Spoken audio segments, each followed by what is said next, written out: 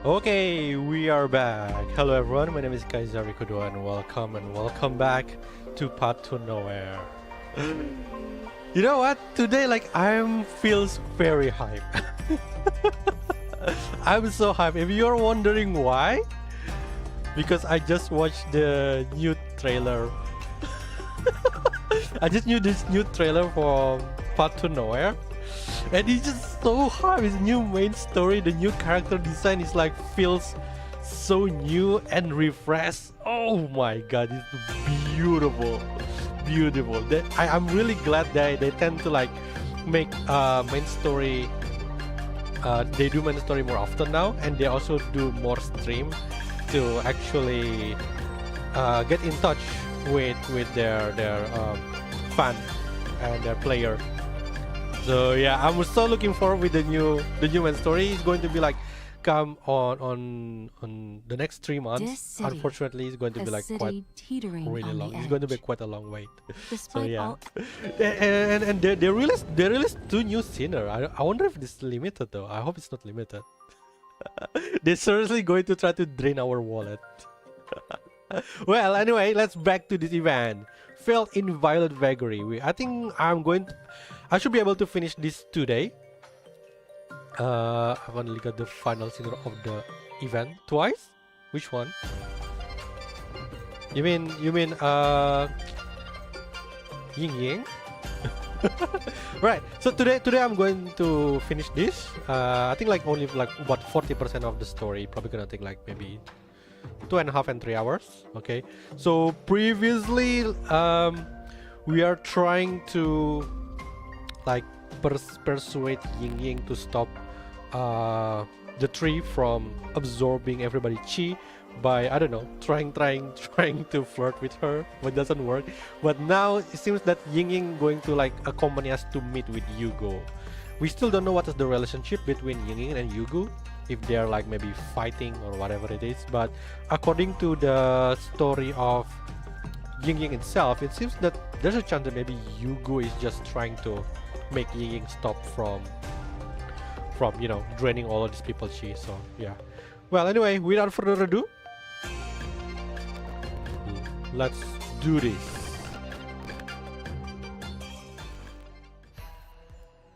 Listen to Yingying advice. Okay, before we start, let's start with the gambling one. I watched it too. New Sinner is also a part of the Bleed team. Oh really? Which one is it? The pink one or the green one? The goddamn Bleed team. So wait, if they're part of the Bleed team, does it mean that they're gonna have the 5th Bleed team member? So Drea probably going to stay on her the Mania form longer then, because even with only 4 member, Drea is staying. Oh, epilogue today. Okay, cool. Jasmine, the pink one. Oh, the pink one. Damn. I think Bleed team is back, baby. Yeah. I really love the design though. I really love the design of Jasmine. What do I get this now? Oh, this cat one. There you go. I think everybody is just still the same in my opinion. So let's immediately go back to Yingying and play. Wait, I should play some of the mini game first. Start game. Oh my god, 3 months.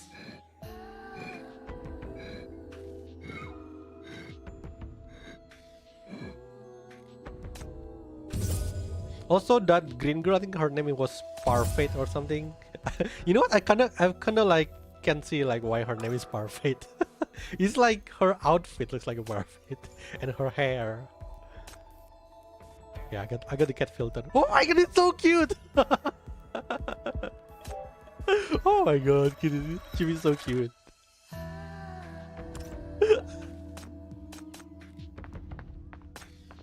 What is this? Dragon Arena? Oh, this one is the race. So the kettle of body, does this still count as a duel? Defeat all opponent. Okay, that just seems good enough. Oh my! If I had known there'd... As hysteria blooms, behold the splendor. Oh, I should have said it a little bit. As hysteria blooms, behold the splendor. It's not painful to be support or healer for Umbra team. Umbra team? Do we have Umbra team? Is it gonna be like a new one? I always thought like Umbra team is more like kind of like crit base also. Wait, how many have to do this? Oh shoot.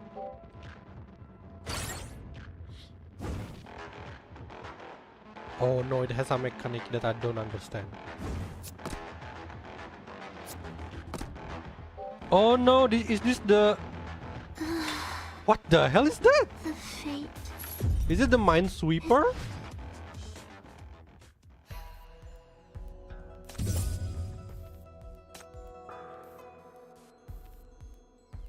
Can I do that?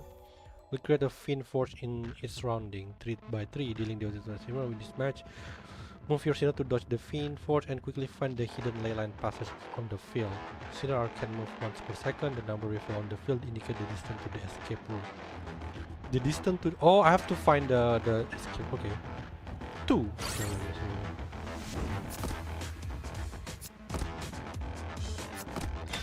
Oh, interesting. Okay. Grace Club Zero will be the core for Umbra team. Oh, Grave is the... Is it the bright lady? I haven't checked her name yet. Oh my! If I Is it gonna had known be there'd the a fight, race? I would.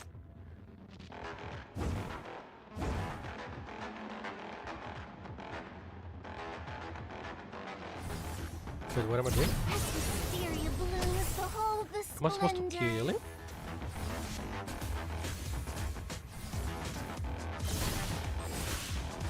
As hysteria blooms, behold the splendor. Okay, seems pretty easy. You just make everything so easy. Okay, it's completed. Okay, that's done. Okay, where is Yingying?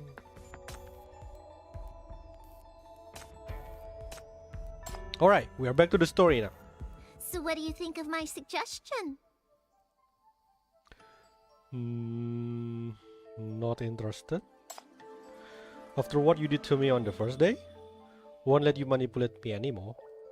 Hey, I just greeted you and went back to sleep that day, didn't I? I don't recall you being this angry at me back then. Or perhaps something happened between us later that I forgot? What? Why don't you tell me all about it? You forgot it? Oh boy. The scene that traumatized a lot of people. Fine, forget it then. In any case, I won't let you... Just as you finally manage to stand your ground and speak sternly, she leans closer to you along with the wisteria finds. Oh, getting shy now, are we? Then let me just... No! What did you do? The vines coil around you once more, delving into your thought like a mind reader. Memories you tried so hard to forget come rushing back in an unstoppable flood. Meanwhile, the flower spirit's expression shifts through a kaleidoscope of emotions. After severing your memory, she lets out an impish laugh. Oh my! I had no idea we got so... adventurous. That oh my though. No, I really enjoy it. Clearly underestimated you, sweetheart. You're quite capable indeed. Don't change the subject. You shake off the wisteria vines clinging to you. That was all a trap to lure in visitors and drain their life. Countless people are in the ICU because of you, and they're still in comas.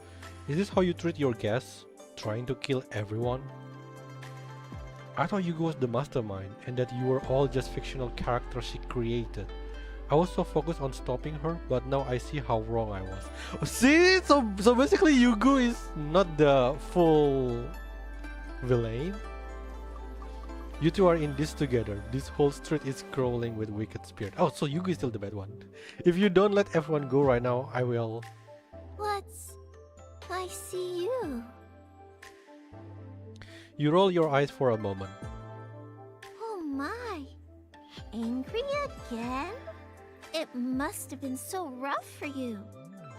Let me put it this way. I'm not working with Yugu. I think they're fighting actually. Think about it. When we first met, didn't I warn you to be careful and not wander off? If I really meant you harm, why would I have said something like that? So who is the bad guy here? Or maybe they're both bad guys. Since this is a street full of wicked spirits, couldn't that Yingying who gave you a hard time be someone else in disguise? Maybe you were so caught up thinking about me that another spirit played tricks on you. Are all those spirits your neighbors? You're the one bragging to me about how lovely and so welcoming they are, keen to show their hospitality. Where is that hospitality you spoke of? The ladies here and those vicious spirits out on the streets, every single one of them shows no mercy when it comes to exploiting their victims. She averts her gaze and starts whistling, the guilt evident in her demeanor. It might not be anyone's fault at all, considering your delicate little frame. Maybe you simply exhausted yourself from having too much fun. You were so cheerful when we first met, chatting non-stop about everything under the sun. And now, here you are interrogating me. You're about to rage. Alright. Nothing major has happened so far, right? You're really hard to handle. If there's real trouble, I'll personally make sure you get home safely. Take it easy now, sweetheart. After her consoling words, she playfully reaches out to pat your head. Even when you swat her hand away, she remains unfazed. I know what that storyteller likes to write about. She has such a twisted sense of entertainment, enjoys watching people suffer using all kinds of tricks to lure them into her tales just to pain them. Well, she likes to write, I don't know, erotica story. With a writer like that, of course the fate in her story is full of troublemakers stirring up trouble. From what I've known, what she's putting you through now is actually quite lenient. Wow. But you see, I am the guardian of this street. Only I know what the true fate is like. She gazes beyond the courtyard, as if listening to the lively clamor outside. The spring festival is meant to be the most joyous time of year. The locals have put so much effort into decorating the streets and inviting guests because they want everyone to have a good time and welcome the new year with the best of spirits. They would never harm you. Unlike Yugu, we live stories full of joy and peace, with happy endings where everyone gets to be with their loved ones. But you still drain people chi though. She turns her gaze back to you. I can lend you a hand. All your friends trapped here by Yugu, I'll bring them back to their senses and make sure all of you get out safely. Really? And I'll also help clear up any misunderstandings between you and the locals. Once you leave here, please remember us and remember how genuinely kind the people here are. If you're up for giving Yugu a taste of her own medicine, I know exactly where it will sting. We can give her a little payback. But at this hour, the most fun part of the fete is about to start. Are you sure you don't want to stay and take a look? I promise you won't regret it. It's just the wish making ceremony, isn't it? Yugu already told me about it. Oh, actually, I haven't put any of my wish there. Huh, that awful woman. How dare she spoil the surprise? Stealing my thunder. God damn it.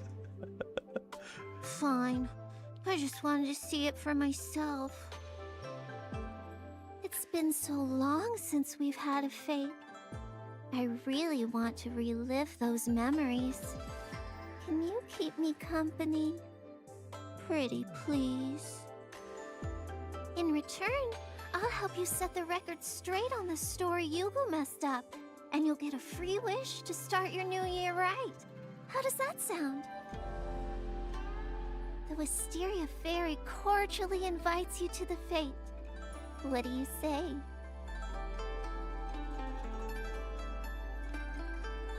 Is she trying to shift blame onto Yugu and wash her hands of the matter? You can't tell, and what's even more pressing is your lack of leverage against her. The shackles prove futile against her.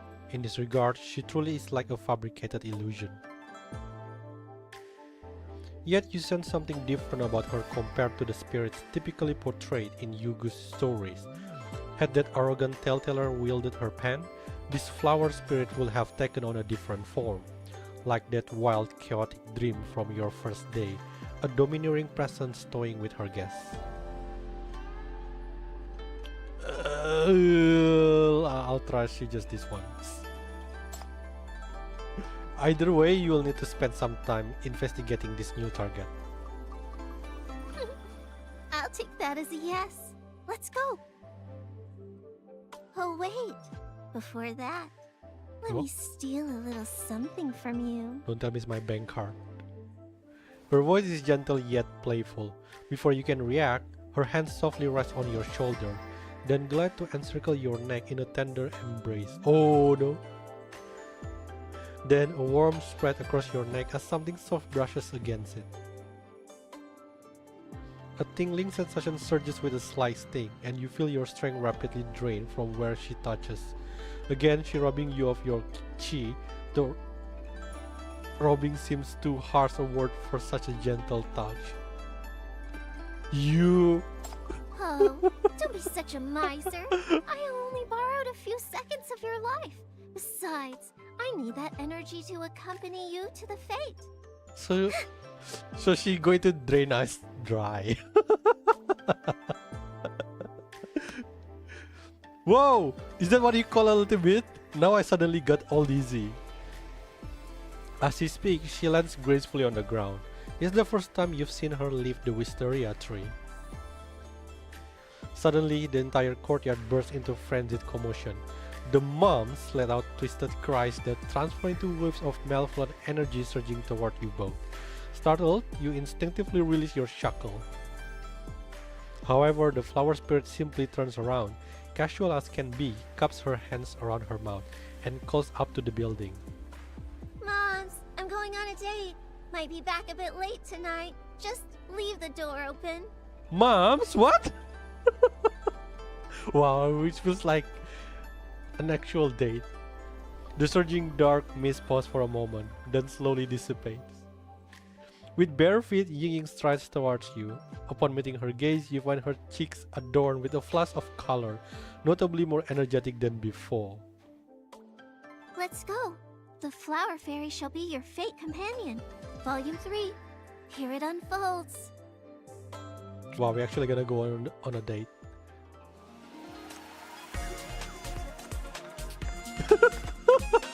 Seems like I'm not on the best outfit right now.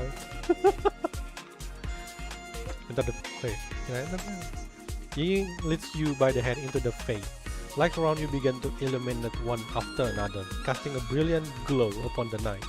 Now that you've successfully subdued the flower spirit, Wuhuanzi has quietly departed. Perhaps you will meet her again at the fate up ahead. Imagine going on a date and having 3 moms to deal with. Oh, that's the moms! I always thought that's the sister.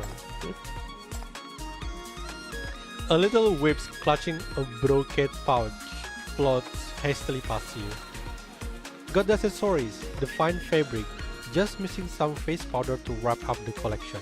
I made my prayer to the deity before setting out, so I'm bound to find my perfect match this time. Spending a few extra coins is well worth it. Where are you going? Hey, it's you! Just out shopping, getting ready for tomorrow's fair, keeping my fingers crossed to meet my fated one there.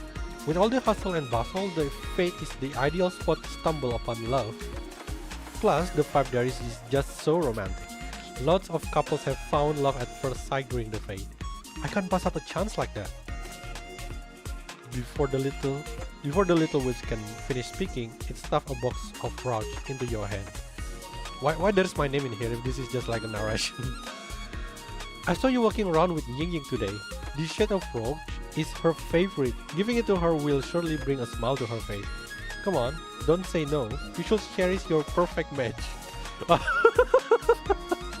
Everybody is trying to set us up with Yingying. What did he give us?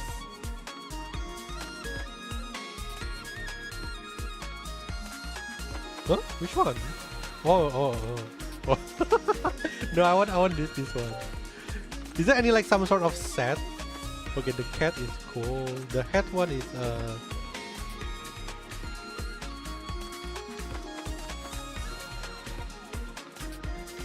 okay, good. I think better without the hat because I want to see the ear. Is there anything else? No. Okay, cool. Oh, there's a new one here. Okay. So, terrified, the traveler tore away in the vine and fled from the village, only stopping to catch a breath several miles away. Suddenly, strange sound came from beneath, as two living wisteria vine caught hold of the traveler's ankles, dragging in the traveler all the way back to the wisteria tree. The wisteria fairy sat elegantly atop the branches, eyes clear as mountain spring. With a serene smile, the fairy advised the traveler that the struggle was futile. You will never ever escape this village. This distasteful ending is truly infuriating. Quick, hand me a pen so I can revise it. The traveler jolted awake to discover that everything just experienced was nothing but a passing dream at the inn. No! Ending of that's all just a dream is pretty cheap, you know. I don't like it. Upon reflection, it became clear that the nightmare had been inspired by some sloppy tale heard from a storyteller before falling asleep. The traveler decided to never listen to another word from that storyteller. If that storyteller dared to make up such ridiculous story again, the traveler would certainly tell her off. That's like the most cheap thing to do, make everything just simply a dream.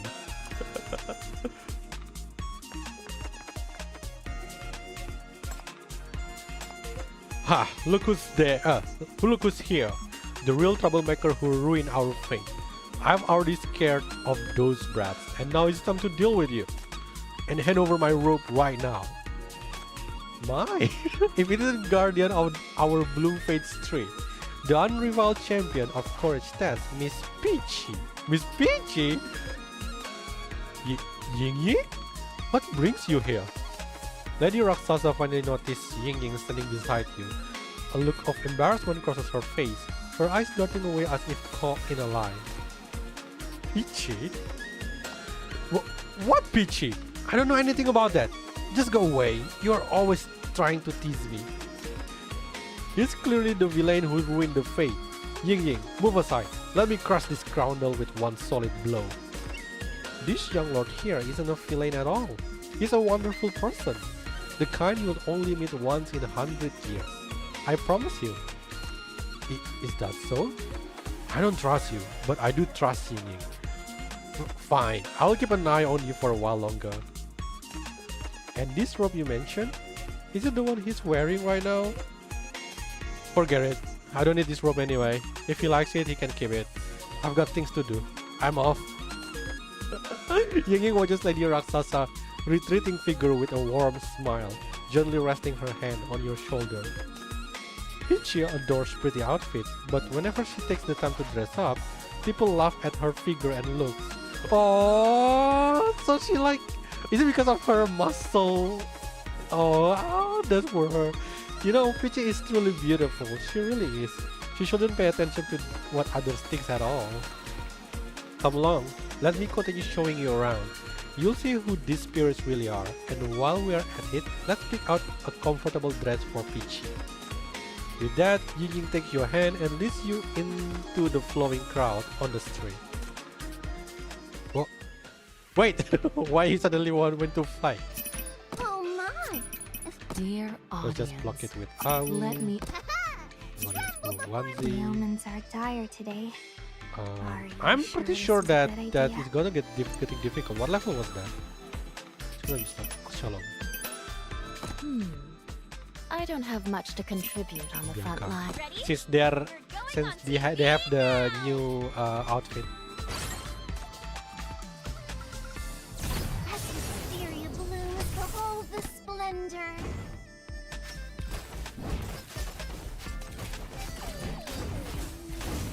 Whoa! What is that?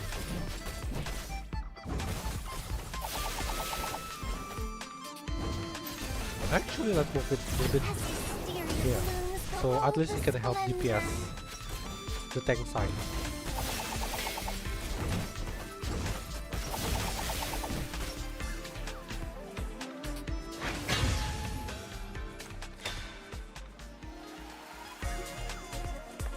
Where's Peachy? Wait, does Peachy run away? She actually gone. You spot a little wisp floating along the street. Upon noticing you, it happily drifts over. I have a feeling that tomorrow's fate won't be peaceful. Weapons do not discriminate between friend and foe. Please be cautious. How do you know tomorrow won't be peaceful? It's from the novel Divine Sword Chronicles. During the New Year festivities, all the great martial arts masters gather for a grand tournament. It's my favorite storyline. Every martial arts novel inclusive. Though our street gets lively during the fete every year, we've never actually had any martial arts tournament. I guess I'll never become a great hero, but I can certainly be your companion for the fete tomorrow. You've probably never seen the fete at its liveliest. I, the great hero, will personally show you around and guarantee you will have the time of your life. Tomorrow is a date. But we already have Yingying. Oh wait, there's a new one. Oh, is that Rakshasa?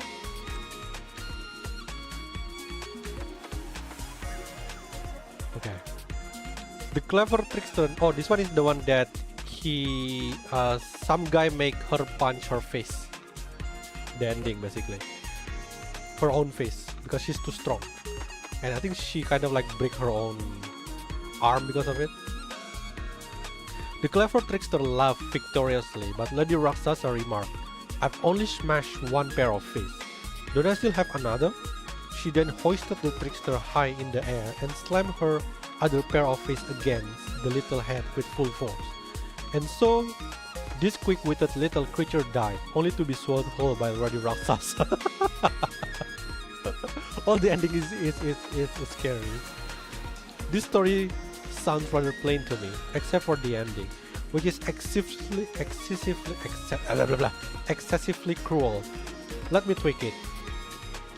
Lady Rakshasa swung her other pair of fists with great force, but halted just a hair breadth away from the trickster's head. By then, the trickster was already paralyzed with terror. Lady Rakshasa laughed heartily and declared, "This time, I win." Then she gently set the trickster down. From that day forward, the mighty demoness and the tiny trickster become the very best of friends. I think we're skipping a little bit some part of the story. That indeed sounds like Chief starting the story. The Pixiu works so hard every day, doesn't know how to enjoy life at all, Rabbit.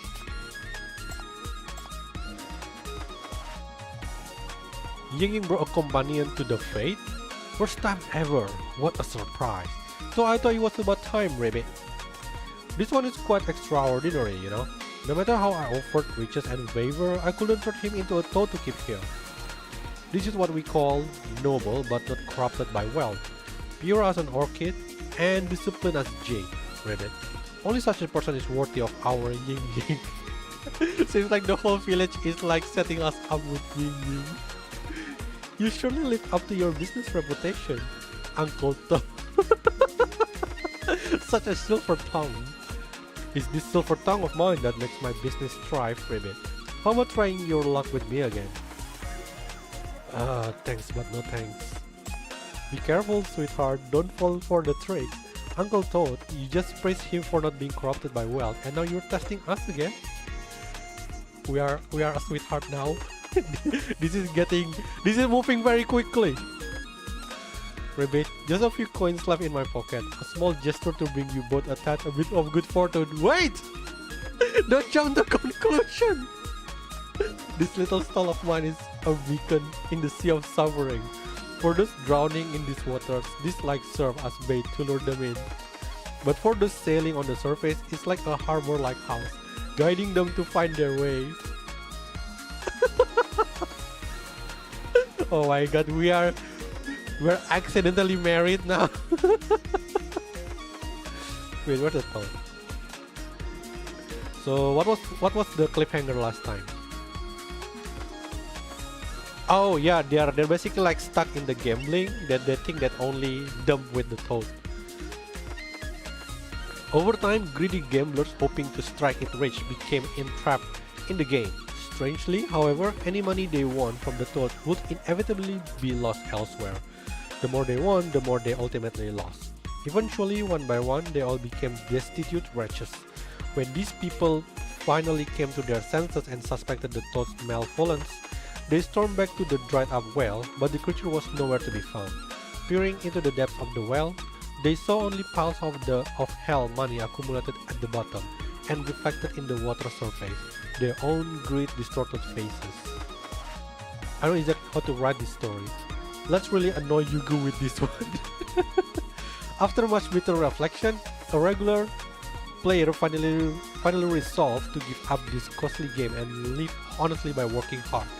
One day, she spotted the same toad in her own well. Though the toad kept luring her to play, she remained unmoved. The toad then burst into laughter and returned every coin it had ever won from her. I start to get the style of Yugu writing. Oh, Owl is moving now. Little Clapper, would you like to play chess with me? Don't worry, Owl will go easy on you. You're no longer sleepy. Should I introduce you to your potentially new mom?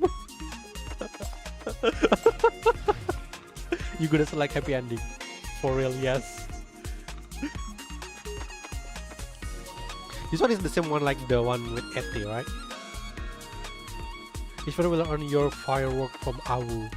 Oh, you don't have to win it from me. I'm gonna give it everything. I'm gonna give you all my firework. But do you think this is just kind of like RNG? Awu goes first. Yay, charge! What's the goal? I think I have to reach this. Just a pitch to one punch. What number did I want? 2? Oh, I can get +1. 4. Oh, everything has to be there. 1, 2, 3, 4. Oh, I can get an extra move probably here. So I need 1, 2, 3, 4. Go. Ah, god damn it. So this one then. My turn. Charge.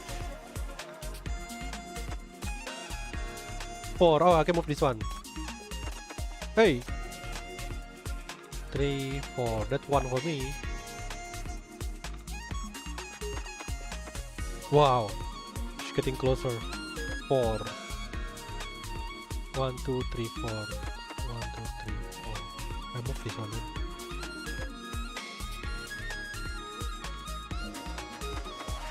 Oh no, it's 2. For Awu. 1. Okay, this one. No! No, I'm in the below one! Oh, come on! I'm in the below... Ah... 2. I can get an extra move from that! 1. Or 2. 1, 2.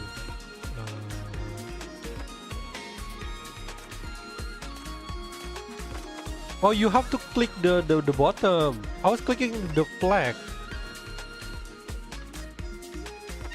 1. God damn it, I should have saved the 1. Hey? Oh, you can do that? Oh, I didn't know. I'm so sorry, Awu. I didn't mean to.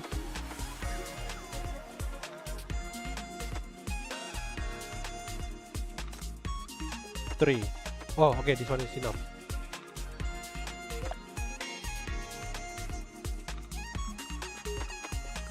I need 1, 2, 3, 4, 5. Is there any 6? Oh, there's only 1 and 3. 3. 1, 2, 3. Come on, I just need 3.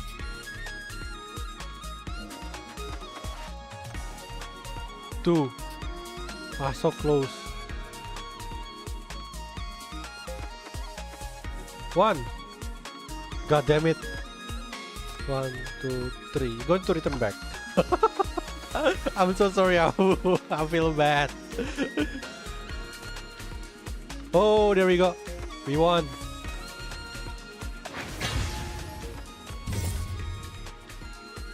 Can I just give the thing to Awu anyway? I want to give Awu my firework.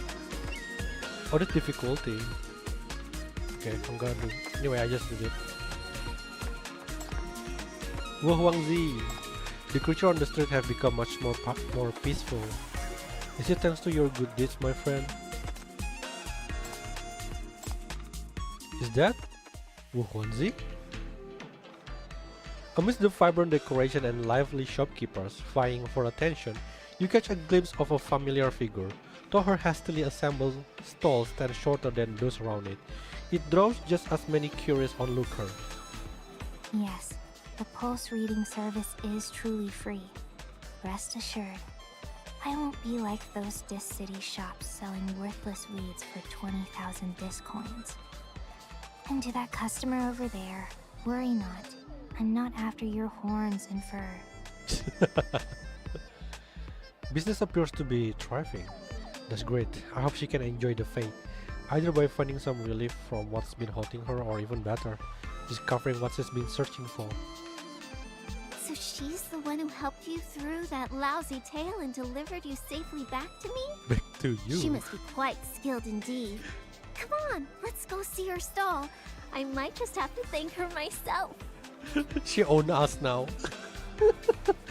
Excitement sparks in Yingying eyes as she takes your hand, gracefully whipping through the crowd like a fish through water to reach Wuhuanzi's stall.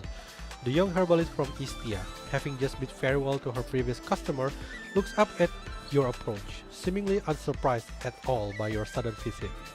Greetings, my friends. Would you like your pulse read? I can prescribe medicine for minor ailments, though I'm afraid I don't have any specific remedies for toothaches from overindulging in sweets. That's highly specific. Oh my, what a pity.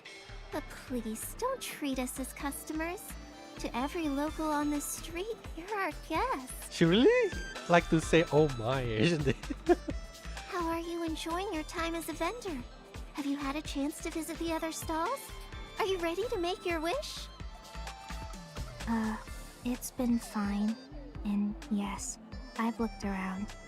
As for the wish, I suppose I have one prepared, Oh. Wuhuanzi answers Yingying question one by one with earnestness, yet her words betray a palpable hesitancy. She turns to you with uncertainty in her eyes, her lips parting as if about to speak. I'm glad you're enjoying yourself.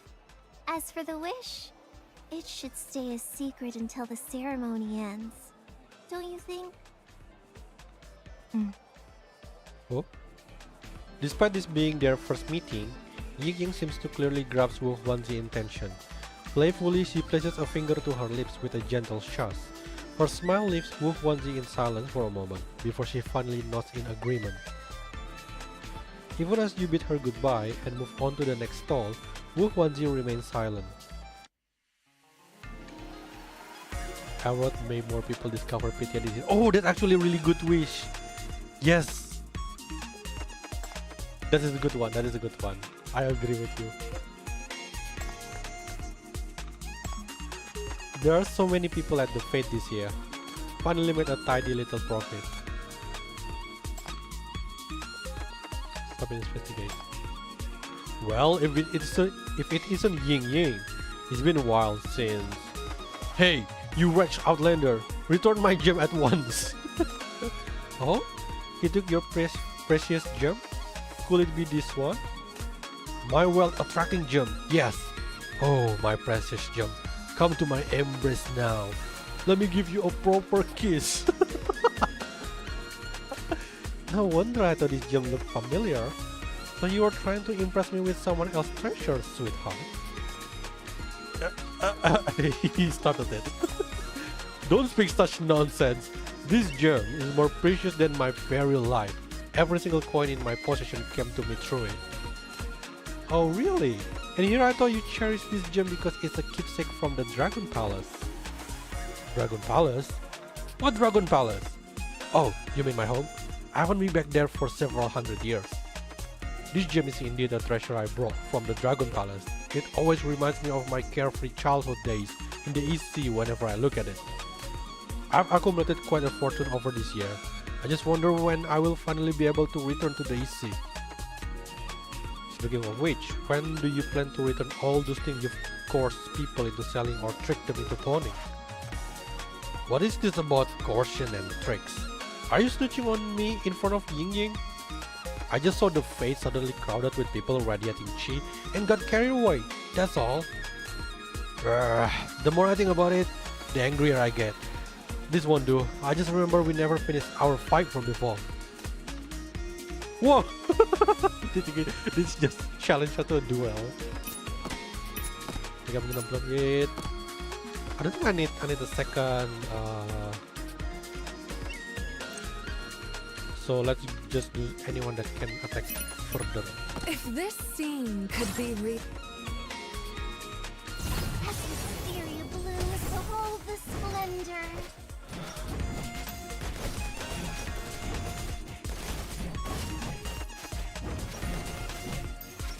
That is surprisingly tanky.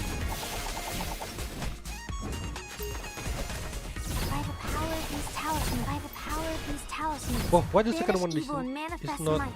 do the core break? too noisy. Quiet. Did Shalom just one shot? Also, the sound of the laser or the scroll is different. I just noticed that. You really didn't pull any punches, Pixiu. Even so, you still couldn't defeat my sweetheart. Gotta look good in front of the girl, isn't it? Nothing like a good fight to get the blood flowing. It's knocked some sense into me too. Here, take this head as a gift. I will also personally return all this treasure I tricked people into pawning. Wait, I think I forgot to read the story.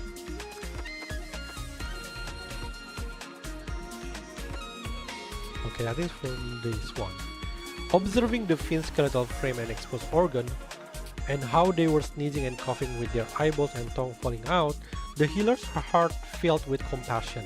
She wanted to treat their ailment. The fiend said in surprise, "We know you treat humans for good karma, but would treat fiends earn you that as well?" The healer remained silent and proceeded to treat each fiend one by one. Once cured, the lead fiend sneered, "Now that you've healed us all, you've earned the karma you deserve. But there is one last thing you can help us with. Offer yourself as our meal." Oh, Yugu, stop it! What the hell is this story? With these words, the fiends lunged at the healer all at once. Oh, that Yugu, what the hell? Oh my god, Yugu, seriously, your story is like sick. No good deed goes unpunished. Well, Yugu always favor this heartening ending like this. I think it should go like this instead. The healer sighed at the lunging fiends, lamenting that the good karma she had just accumulated would all go to waste. As she spoke, she pulled out her fiend-binding talisman. The fiends begged her to stop, claiming they were merely toying with her, before scurrying away. From that day on, that street was no longer troubled by fiends, and travelers and residents regained their peace. For this, of course, the healer earned her share of good karma. I just realized that the one that write this is basically Yingying, not Chief, by the way, because of the color. The color is pink, so I think it's Yingying. Okay, let's see what fuck up things that Yugu wrote for this one. Because last time I remember that the citizen trying to open the stomach of the Pixiu. Okay. Okay, so see, he's not trying to slash open the Pixiu belly. Okay, so let's see what happened. The Pixiu began to cry, begging for mercy, but the treasure hunter only laughed relentlessly. Determined to slash open his belly for the treasures, left with no choice, the Pixiu waited until the treasure hunter lunged forward, then swallowed him whole. The human blood restored its strength, but its tears streamed down like rain from its eyes. Dragons were in fact benevolent creatures, and once they committed an evil deed, they would lose their dragon form forever and could never return to the EC again. Oh my god. From that day on, the mountain gained a new resident, a green-faced treasure hunter with twisted whisker. It was said that whenever this being found treasure, it will devour them without hesitation. But surely these were merely tales told by those who did not know the truth. With Yugu is like either MC ironically dies or... and then they...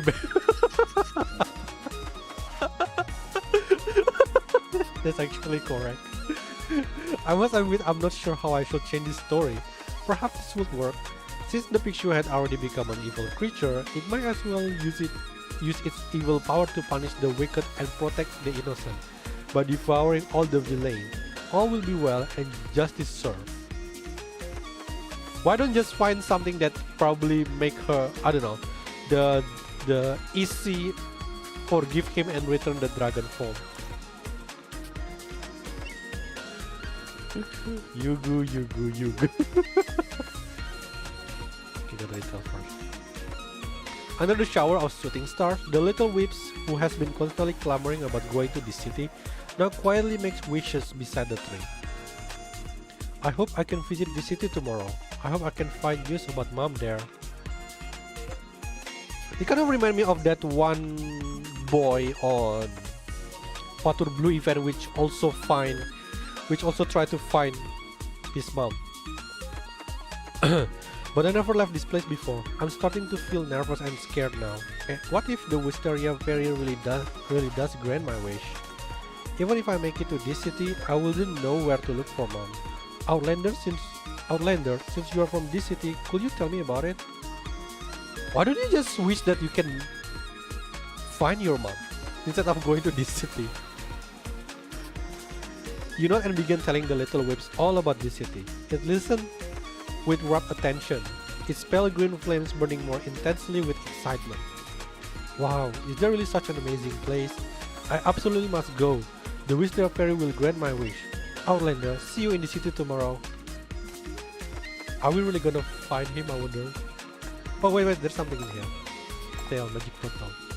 Snap. Wait! That boy is also doing the same thing on the Fatur Blue event. The snap thing. She snapped a picture of Alba. Was it the girl? The dancing girl? Yeah, she snapped the picture of Alba also. Oh, I think that Wisp is the reincarnation. Either the reincarnation or it's him. It can't be a coincidence. A strange snapping sound catches your attention. You spot a small wisp muttering to itself, clutching what appears to be a square-shaped, mysterious object. Oh, hello there, visitor. Want to get snap? You might see people from a strange world. Snap? Yes, it's this big boss that flashes and makes that snap sound. The little Wisps excitedly show you the big boss in its hands.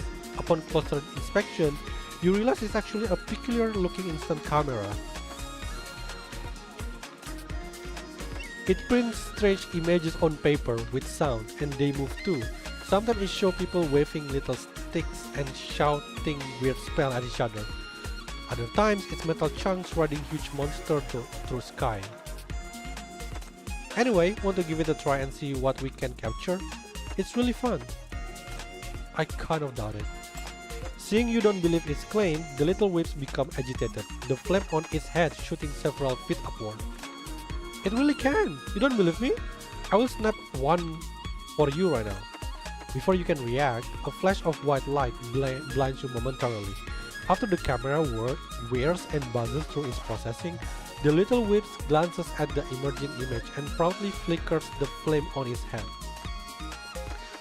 If you still don't believe me, come over here and see the photo yourself. Okay, how do I do that? Oh, it's Bianca! No wonder I was wondering like why Bianca is not showing the her new skin. Okay.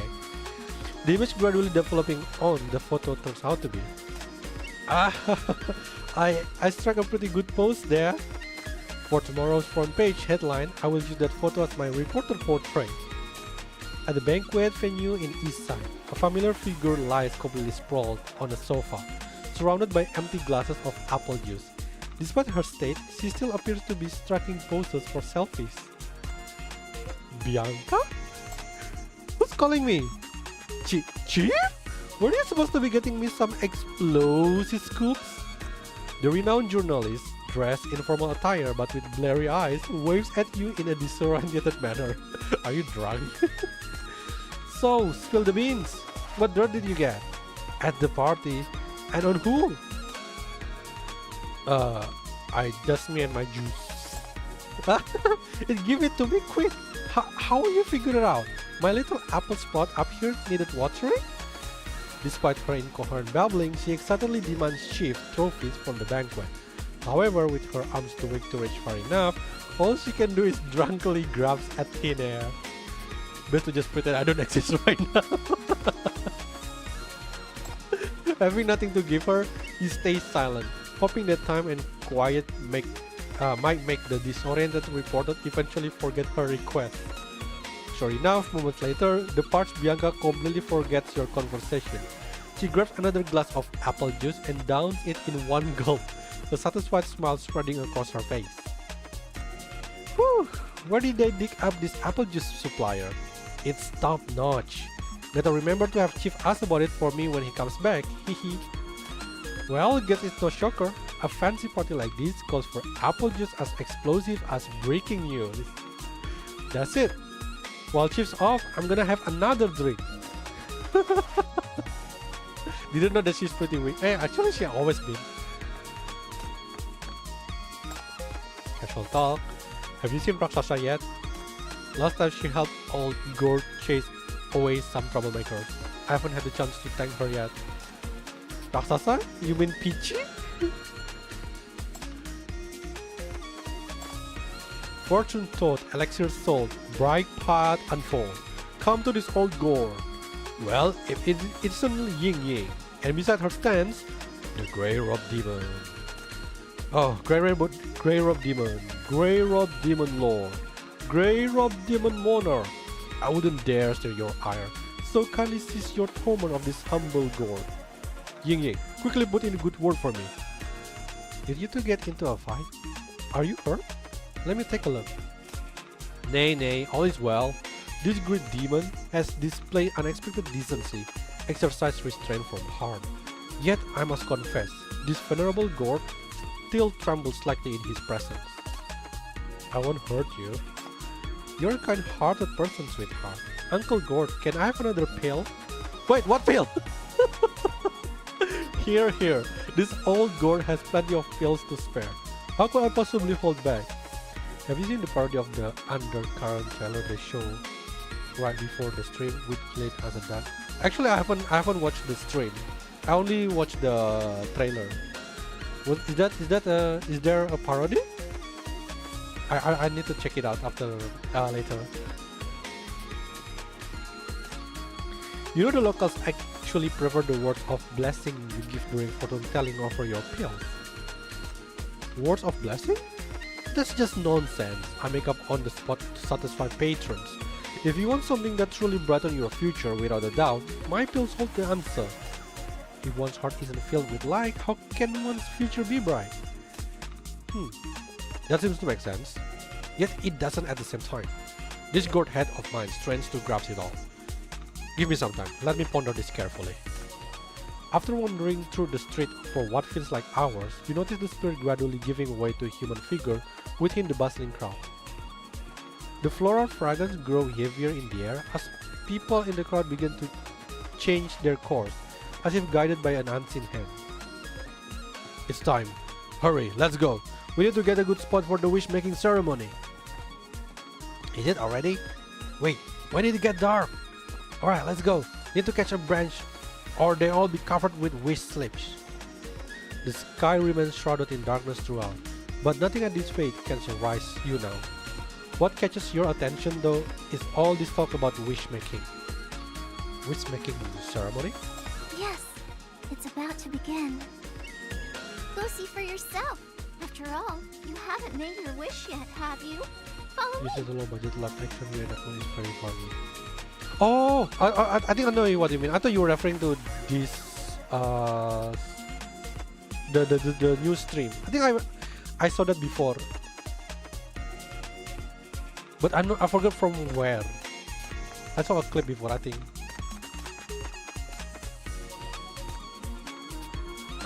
What was that? The gourd, yeah? Okay, the gourd. I forgot what the story about the gourd is. Okay. The traveler soon devised a foul plan to trap and capture the gourd, coveting all the pills for himself. To his surprise, the gourd only cackled gleefully and poured all the pills from its belly down the traveler's throat. Instantly, light began streaming from every orifice of the traveler's body. Blazing like a beacon, he illuminated. I think that's just called overdose. Wait, blazing like a beacon, he illuminated the path as brightly as the sun. It was truly a bright path ahead, as the god had foretold. The next night, people discovered a human-shaped lantern on the path. From that day on, no one ever saw the god again, yet occasionally those passing through might still hear the sound of rattling pails behind them. Just as I guessed, the story has once again taken a turn toward Yugu's preferred dark ending. I simply must offer an alternative. The human-shaped lantern wept day and night when suddenly the god voice reaches his ear. It explained that his transformation into a lantern was punishment for his avarice. If he could illuminate the path for 1000 travelers as atonement, he would regain his human form, and so the man diligently lit the way for others, and finally returned to human form. From that day on, he became a man known for his charity. Moral of the story, only by bringing light to the others can one path be brightened. That's actually a pretty good one, compared to Yugu usual dark ending. My wish is you to come home, Yingying. You haven't got to pull her, Asia? My wish is just good to get one more Yingying. What is it? Where does the Yugu reside? Is it this hotel? No, not the other. Ooh, main House of Tales. Is Yingying going to finally meet with Yugu? Yingying holds your hands as she glides through the air, her purple form floating like a fish paper lantern. It seems only you and the other spirit locals can see her, while the city people remain oblivious. Together you merge into the festive crowd along the main street. The Fate's main activities only last for 3 days. By midnight tonight, you'll see the locals wrapping up their stalls, tidying the streets, checking their stocks, and tallying up their earnings. And most importantly, they'll gather all the wish slips from the wisteria branches and transcribe them onto sky lanterns. Tomorrow, as the locals bid farewell to their guests, they will light up the lanterns, carrying the wishes to the heavens above, blessing all the visitors with good fortune for the year ahead. So, this is your final opportunity to make a wish to the Wisteria Fairy. Don't be shy. Spill your heart's desire. She circles around to face you, arms spread wide with a playful smile. I'll pass. Since when do Estian gods have any say in the city affairs? Besides, it's all just a made-up story. Come on now. A wish is a wish no matter where it's from. Look! She pointed to the wish slips fluttering down from the wisteria branches. Among the unfamiliar Estian characters, you easily spot the one written in this language. Unable to resist, you reach out to examine them. Immediately recognizes some familiar handwriting. Oh my god, are we gonna read some of the sinner ways? I hope business picks up next year. Less funerals and more celebrations. Better earnings for the diners, and may Syndicate prosper evermore. That is doo-doo indeed. That is so doo-doo. I wish I could go back to Goldianville next year. Oh wait, I can do that myself. Let me change it. I wish I could take everyone to Goldianville Festival next year, and they can all see my lion. Yay, of course. I just know make it happen. Look, how earnest and joyful your Dis-City friends are. And they are all trapped here by you. I still haven't settled the score with you about how you've trapped everyone here. You roll your eyes at her, but can't help searching for more wish tags written in familiar script. I'm just hoping for more bonuses, catching a few more S-class sinners maybe. Or at least not running out for nothing. Wait, Eugene! Eugene! Catching a few more S-class in. I think he played Path to Nowhere. Win? Hope next year will be peaceful, with less overtime, and more days off so I can grab some time to date some hot guys. Wait, what about Eugene? I thought you were dating Eugene. Wait, I think people are shipping both of them. Wait, Win, what are you doing? You have a hot guy next to you. Hope this crisis ends soon, along with the tide of ashes and those black rings. Above all, I wish for peace in the city, so everyone can live their lives undisturbed. That is, yeah. Oh, Nightingale, please. Hope we can make another breakthrough in mania research, so everyone can return to their normal lives. Oh, Nightingale. Oh shit, Nightingale is not in the dream, is she? May all be well. No! Nightingale, please. Put more feeling into it. Oh, Hecate is not here. God damn it. You lower the wish stack in your hand and look around. As your wariness fades away, the true splendor of the spirit fate finally unfolds before your eyes. I'm a little bit disappointed with the Nightingale wish, to be honest. I hope there's some sort of like secret that we're going to learn from it. As the hour of closure draws near, the street grows even more vibrant. Vendors energetically promote their goods, games and treats abound, and everyone rushes to savor these final moments. The beating of drums mingles with the crowd chatter, while lantern-like illuminate smiling faces. Under the wisteria branches, some still furiously scribble and rewrite their wishes, searching for just the right words. Yeah, but there's a line to that hot guy. Huh? But there's a line to that hot guy? What do you mean? You realize it's not just the bizarre appearance of the spirit here that feels strange to you. It's also how the people of the city wear such carefree expressions, unburdened by any shadow of worry. Any ideas coming up? You're not planning to wish for 100 more wishes, are you?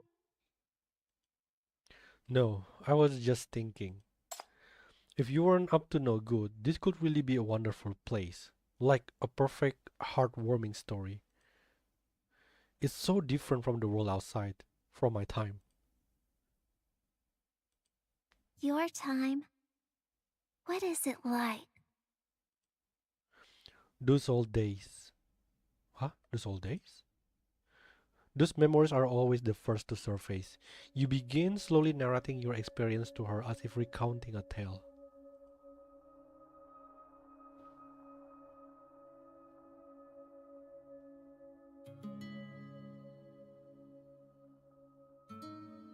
When no one can achieve at least this year. when no one can achieve at least this year. Let's see. Okay, does this year Q has been kidnapped? I think it's already right. Where I'm from, we don't have the custom of making wishes because there is no flower fairy to grant them. Even if we did have one, could the flower fairy grant my wish to end the calamities and erase mania? I doubt it. Surely many others will have wished for the same thing, and if this wish really came true, our world wouldn't be the way it is now. That's why I don't make wishes. Some wishes once spoken out loud only remind us of how impossible they are. Better to keep them unspoken. That's actually true. For once, Yingying's usual smile fades away. She listens in silence, her eyes fixed on you until you finish speaking. A long moment passes before she finally speaks again. That's amazing. What? Your story is just as fascinating as any tale. Won't you tell me more? I'd love to hear it. Did you even understand what I was saying? Of course I did. That was quite the year-end review. Over the past year, 2 years, or even longer, you've fought countless battles and overcome endless challenges to protect your city and the people you care about. Despite all the unexpected disasters and shocking twists of fate, despite all the suffering you've endured, you've powered it through to another year. That's truly remarkable. She starts clapping her hands, and her odd sincerity melts away, the annoyance within you. Never mind. Our worlds are too far apart. It was a bit silly of me to talk about those serious matters with a spirit like you. Let's go. Come now. We're not so different. How about I tell you a story? She links her arm with yours, wearing a sweet smile. Once upon a time, there was a little girl born beneath the wisteria vines and raised among the blooming flowers. Everyone at the Wisteria Pavilion was like a mother to her, and everyone on Bloomfate Street. They were all her fathers, uncles, aunts, brothers, and sisters. Also, that's not their real mom. It's not her real mom. Of course, there's like 3 of them, so makes sense. Everyone said she was a child of the millennium-old Wisteria, born to be the guardian of the streets, and when she grew up, she would become a flower fairy and grant the wishes of all who came to pray at the fate. And so, day after day, the little girl practiced her magic skills, and year after year, carefully noted down every wish made by every visitor. She vowed that once her powers are strong enough, she would grant them all, one by one. Later, she found her old baby swaddling clothes. Tucked away inside were her birth record and a faded wish tag. There is a war outside. I can't keep her with me anymore, and I likely won't return. I've left all my savings here. I'm sorry, please take care of her. This street is the best I've ever walked on, and you are the kindest people I've ever known. Please, look after her. May the sacred Wisteria watch over her. Let her grow up in a place full of hope, where she can always look forward to a brighter year. Don't let her end up like me. In this story, there is no wish-granting flower fairy. Only people powerless to change their fate. Does a story like this feel a little closer to home? You've written your tracks, words catching in your throat. Yingying turns to look at you, offering a gentle smile. Their times were just as troubled. War raged everywhere. Visitors dwindled and fates became harder to uphold. Even the weather grew erratic. Winters lost their chill, and wisteria bloomed when New Year should have brought snow. Life was a constant struggle, exhausting and painful. Hard work went unrewarded, and misfortune struck without warning. And when things got even worse, they'd somehow survive until the new year, only to find themselves unable to wish for anything. They couldn't even imagine what better days would look like anymore. Or perhaps, as you said, They simply didn't dare to hope. Afraid to wish for the unattainable. Terrified that another shattered dream would only make the fall more painful. As she speaks softly, her hand traces the red silk ribbons hanging among the flowering vines along the eaves. Yet even in the darkest times, the people of this street never thought of canceling the fete. Visitors still came to celebrate the new year, waiting to see the wisteria bloom as it did every year. Because celebrating the new year wasn't just about welcoming another year. It was also to bid farewell to the past. With one arm linked with yours, Yingying walks forward. Her free hand brushes against the dormant vine, and at her touch, they spring to life, new buds emerging and blossoming into flowers. Her eyes remain fixed ahead, yet seems to gaze into something beyond sight. A new year has begun. The past is behind us, no longer holding sway. It's time to remember to release those that weigh too heavily on your heart. Time is always fair and powerful. All those weighty burdens, regret, confusion, anger, remorse, and sorrow. You can entrust them all to time's keeping. Step forward unburdened, leaving the past year behind and embracing the new. Your time may not be the best of times, but it's certainly not the worst. Because you're there, doing your best, and you're not alone. Since the new year has arrived, and you have to look ahead regardless, why not find something to look forward to? As she speaks, Yingying turns to face you, gently tightening her grip on your hand. Between your clasped hands, a wish tag has mysteriously appeared. She gives you another smile. Even if you can't count on things getting better, you don't have to persuade yourself they'll only get worse, right? Besides, I think you could afford to be a little more optimistic. You may feel quite weary, but all your friends are looking forward to the new year. Isn't that a reward for all your efforts this year?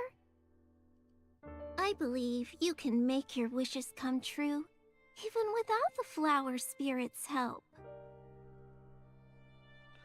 Leaving the past year behind and embracing the new.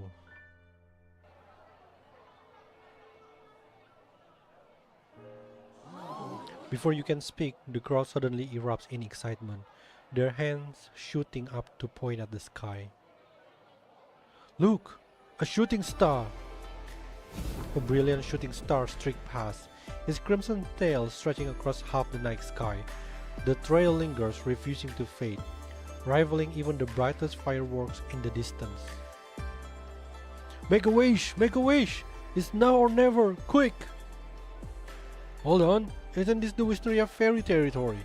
Talk about being unfaithful! Hey, this shooting star must be the Wisteria Fairy showing her divine powers. This year's wishes are bound to come true. Let me go first. I wish to win back all the money I've lost. That's just very small wish. What the hell? Why don't you just wish like $1 billion or something? That's so ridiculous.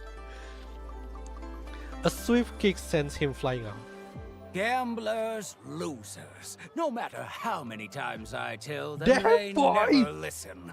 If only fewer fools would keep throwing their money at me, maybe then I could finally retire. Since you've got cash to spare, boss, how about lending some to yours truly? It's been ages since I last visited the Dragon Palace, and I do miss it. Its voice kinda seems the same. Then I wish for an easier year, with less drama and fewer troublemakers messing around. I don't really want to play the tough girl all the time. Oh, I want to see her in cute outfit. Oh no, why she's not speak? The little whip spins around excitedly, sending spark flying everywhere. It urges Wuhuanzi to look up at the sky. Make a wish? The ghostly street, once veiled in Yugu's refinements, finally show its true essence as all traces of the sinister and mysterious fade away. Humans and spirits alike flood the street, marveling at the auspicious shooting star overhead. Some rack their brains for wishes yet unmade, while others, having already decided, eagerly scramble to make even more. Wisteria Fairy, hear my prayer.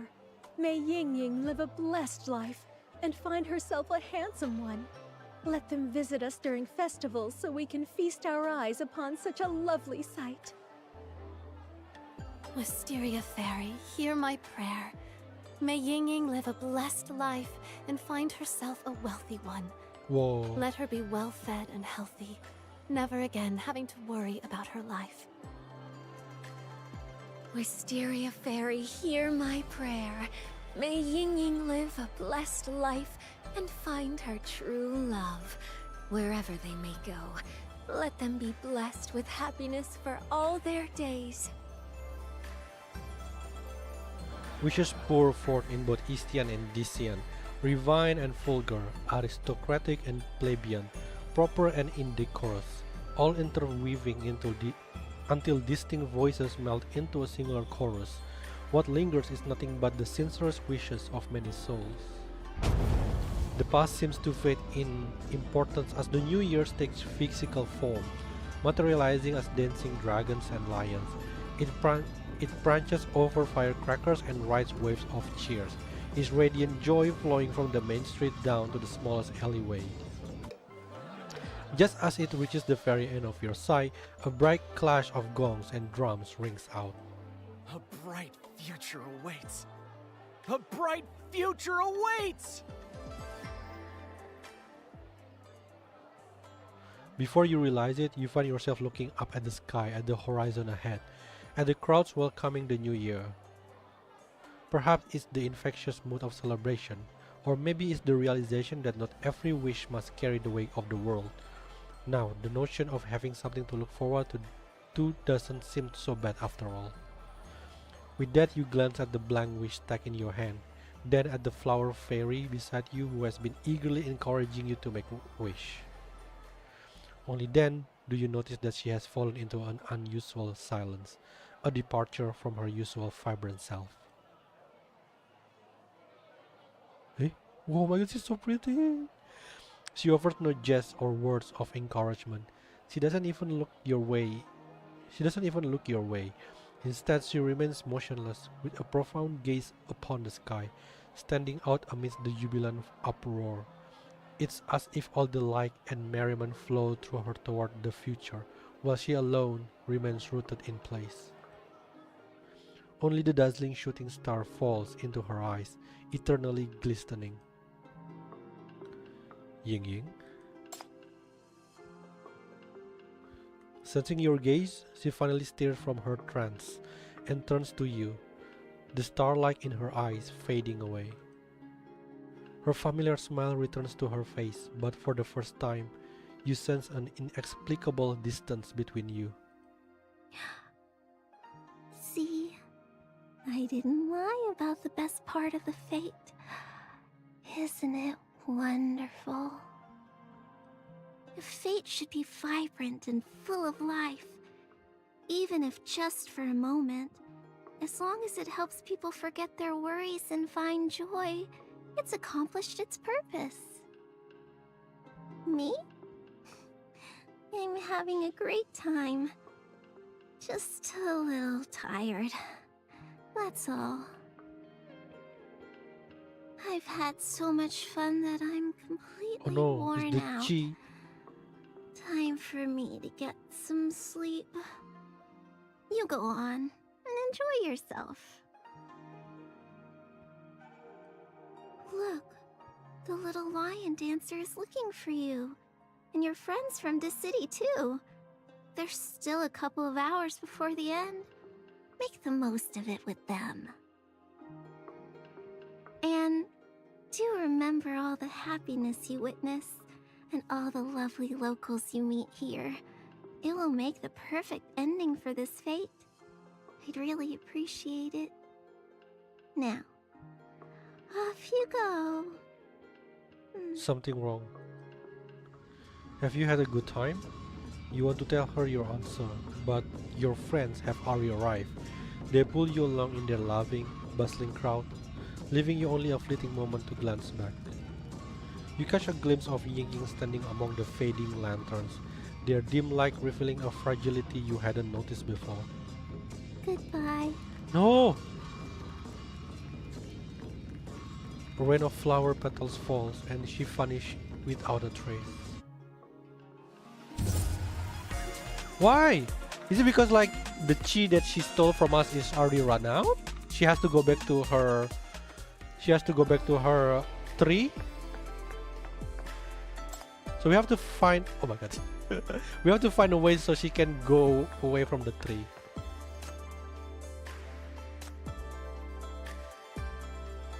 Oh, there's more. What is this? What is this? Is that a bleach? It's a bleach.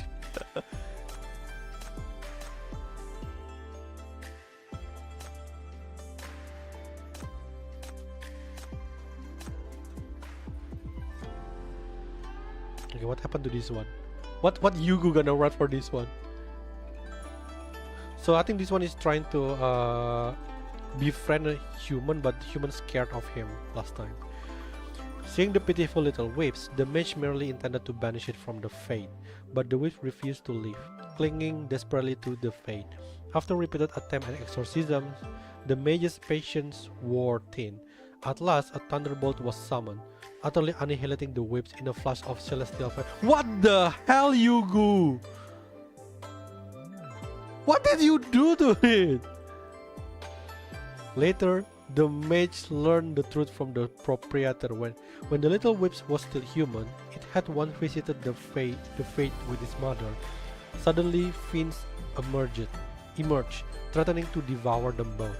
The mother hid her child beneath a table before running off alone to lure the fiends away. The child waited and waited, slowly fading from human to a tiny specter, but never saw the mother return, until its destruction by the mage. It had lingered with unwavering devotion at the fate. Upon learning the truth, the mage was consumed by overwhelming regret. Abandoning the demon-slaying profession, the mage spent each day drowning in wine, living as a mere shadow of a former self. Why can't you just make the mage freaking repent and help the whatever it is? What the hell, Yugu? The taste of her story. This story by Yugu is truly heartbreaking. Why is it that the gentle-hearted always suffer? Let me fix it. One day, the mage discovered that the little wisp, through the sheer power of its devotion, had reformed itself. The mage found the wisp and tearfully apologized, offering to help search for its mother. After some consideration, the wisp finally agreed. Fast as the world might be, with time, surely its mother will be found somewhere. And so the human and spirit, mage and wisp, embark on countless adventure together. This sounds much better. Something wrong with Yugu.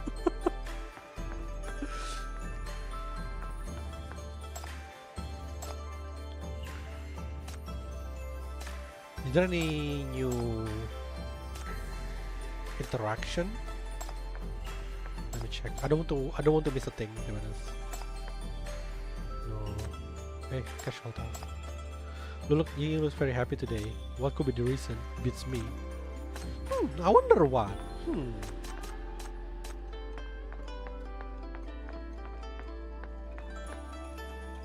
Where's Awu though? Oh, there you go. Awu, hey. Do you like to play chess with me? Don't worry. Okay, we already talked about that.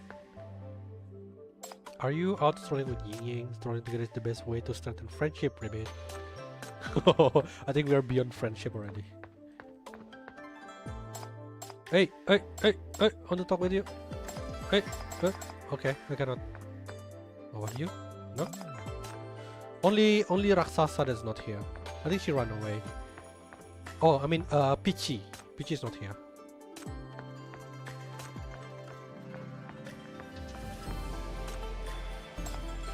Yingying vanished amid a shower of flower petals. Recalling the words you were about to say before being interrupted, a tinge of regret wells up inside you. As night draws to a close, the hazy fate in a daze nears its end. Perhaps you should visit Yingying and the locals once more to bid them farewell. You rest briefly by the roadside, watching as colorful lanterns cast their glow over the bustling crowd. This enchanting scene makes you wish time could stand still for just a moment longer. That's always be the case, isn't it? Like, first, you know what? We're gonna stop you from doing this bad thing, and then suddenly we have like empathy toward the culprit. Dear audience, let me unveil this tale before you.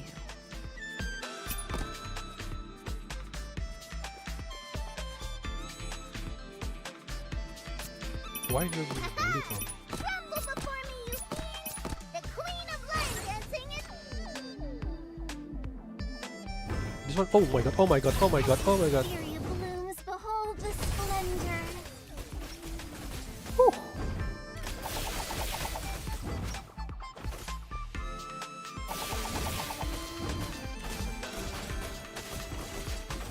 Wait, that thing almost reached me.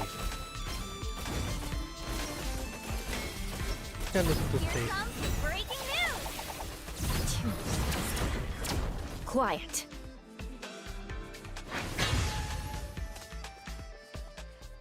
Bid farewell to go. Oh no, it's time to go.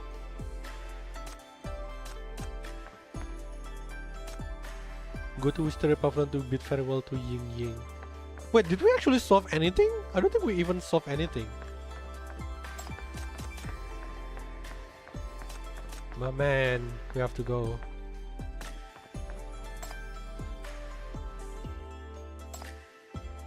Olgor will be resting soon. Gordon is their sleep too, you know. Well, if it isn't the grey robe demon, Olgor here was just about to pack up. But if you're seeking your fortune, I could offer you one final divination. Let's do it. Let me see the fortune stick you've drawn. Your future holds some great tribulation, but you will also save many people. Be it blessing or curses, Old Gord here can't quite figure it out. Oh, and I have one pill left. You can take it. What kind of pill is that? It's nothing magical or miraculous, just a licorice pill. Well then, let us part ways. Make sure to take care of Yingying. Oh, I'm being silly again. Yingying needs no one's watchful gaze. He's the one who keeps these parts in perfect order. They say shooting stars are good omen. I'm sure everyone's wishes will come true this year. See you tomorrow. What is this? As you stroll away, a faint hum of a New Year melody lingers in the air. Then, in the blink of an eye, you see the Gord seemingly transform into an elderly Taoist priest. Oh, so that's all. They're all humans. Oh, are we gonna see? Oh, they should show the face, mate. Are we able to see their face somewhere? No. You know, they should finally show all the faces, like the one in Velvety Susurration. Are we not gonna say goodbye to the whips?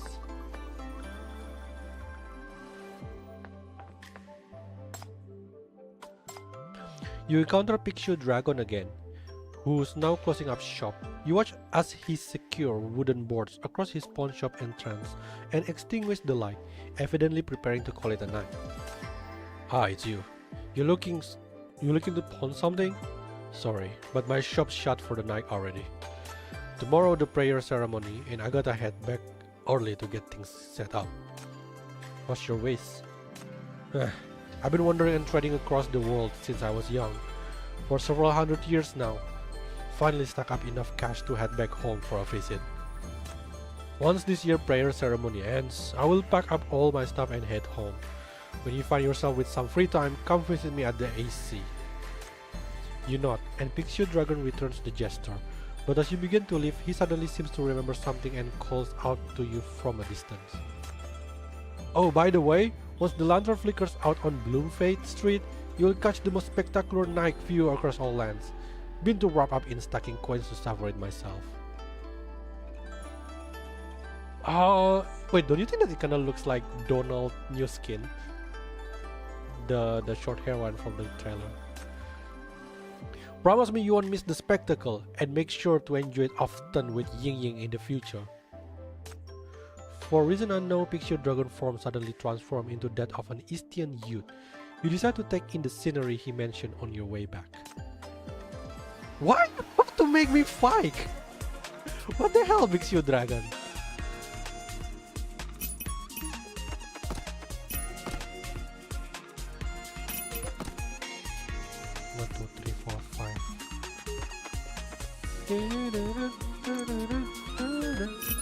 Ready? We're going on TV What is this? I don't place it here. So weird.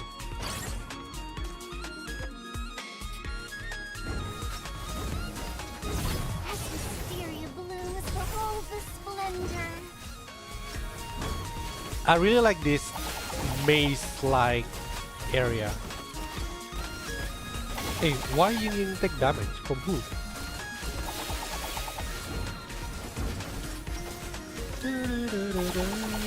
Who deal damage to Yingying? What the hell? By the power of these Oh, talismans, is it this by the frog? power of these talismans, banish evil and manifest might.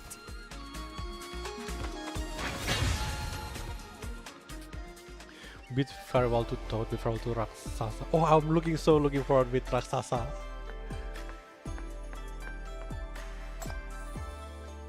What did she say? Care for a few more rounds? Come on, I'll keep coming until you have your full health. Wait, but oh, what did she say? Oh, still the same. Ribbit. No sound when I shake it anymore. Looks like all these greedy folk had exceptionally good luck today, Ribbit. You walk along the quiet street and notice Gold Toad solemnly shaking his money pouch, making the final calculation before closing up. There's still one left, Ribbit, but the street is already empty. Oh wait, my dear patron, Yingying's beloved. Oh, is something the matter? It's nothing, Ribbit. Just wondering if you care for one final leap into the game with me, Ribbit. Noticing your wariness, Gold Toad can't help but pat its round, plump belly and stick out its tongue in a playful manner, emitting a jovial laugh. Fear not, Ribbit. This time I won't charge money or take any chi, Ribbit. But this Toad's money can only be lost in a game, not given away. I can't just hand you this last coin for nothing. The coin is placed under a cup. As Gold Toad hands swiftly shuffle them around, you casually select one. By the way, have you made a wish together with Yingying, Ribbit? I haven't decided yet. I just had some idea. Then hurry and make a wish soon. My games can only stir up people's desire, but wishes, they are the purest in human hearts, Ribbit. Here, take this coin. You won. Oh, it's so sad. We're gonna go.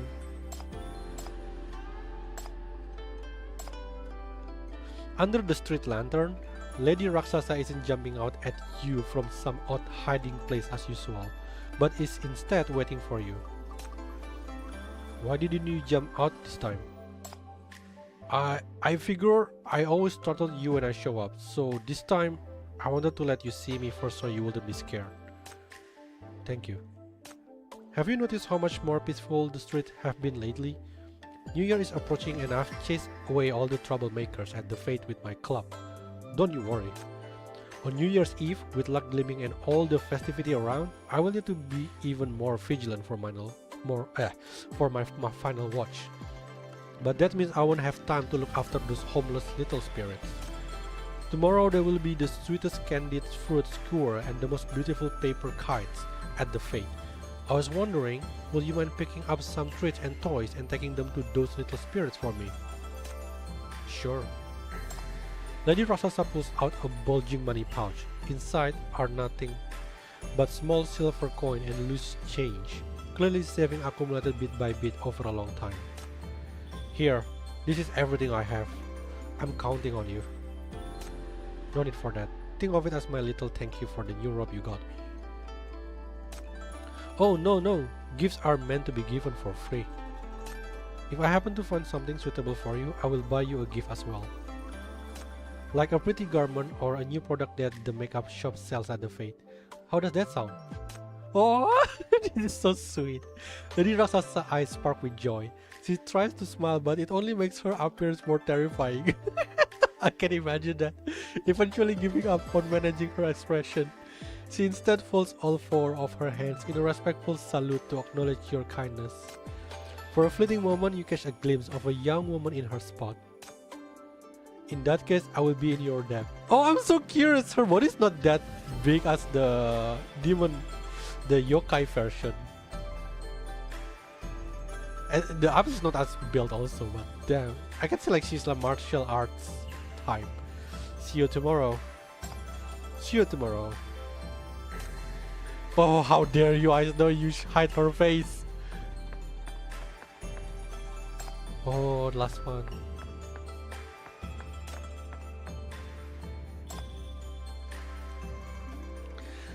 The crowds have mostly dispersed now. You bid farewell to the resident of Bloomfade Street and see off the visitor from this city. Finally, following the trail of flower fragrance, you return to the Wisteria Pavilion. The ladies open the gate for you, teasing you playfully before patting your shoulder and ushering you into the courtyard.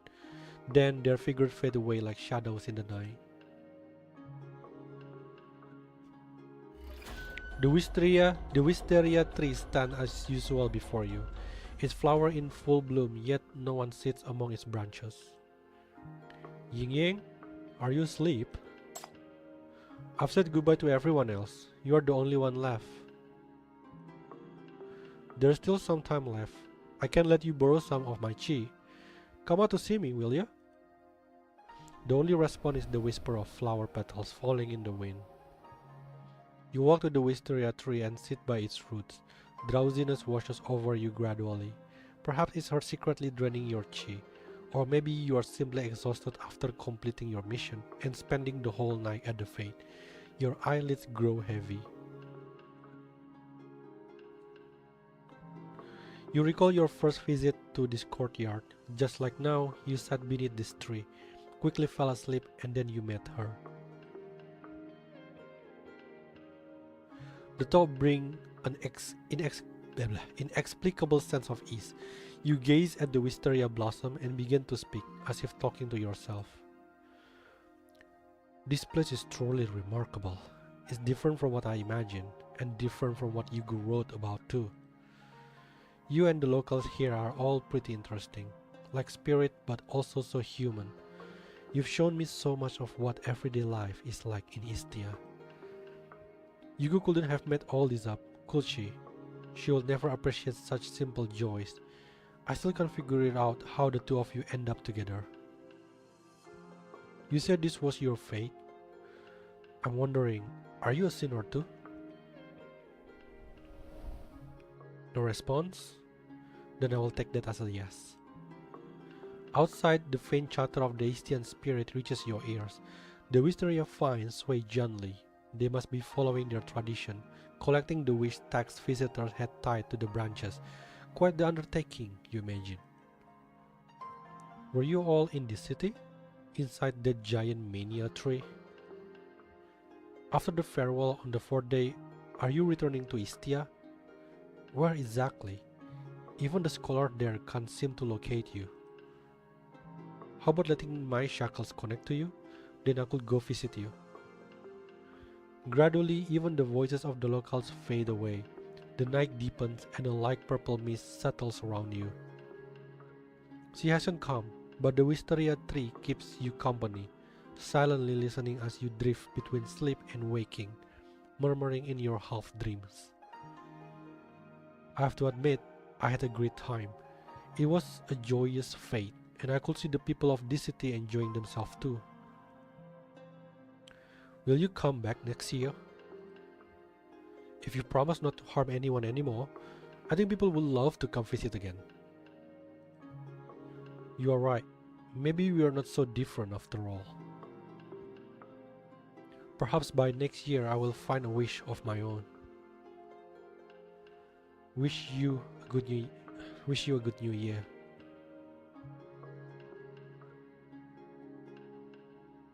The rich floral fragrance enveloped you like a warm blanket, finally lulling you into a peaceful slumber. A good new year.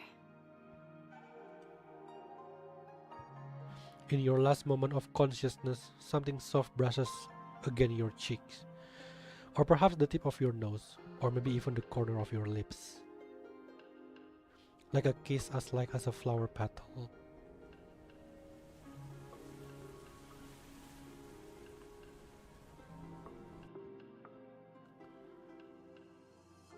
Why it The becomes so Outlander sad? extends a hand, yearning to seize the hazy silhouette, craving words unspoken, longing for a final glimpse of her face.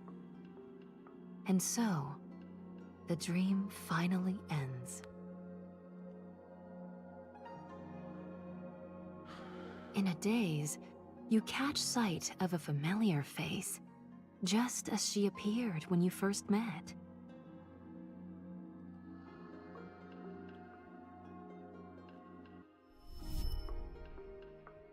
However, it is not Yingying.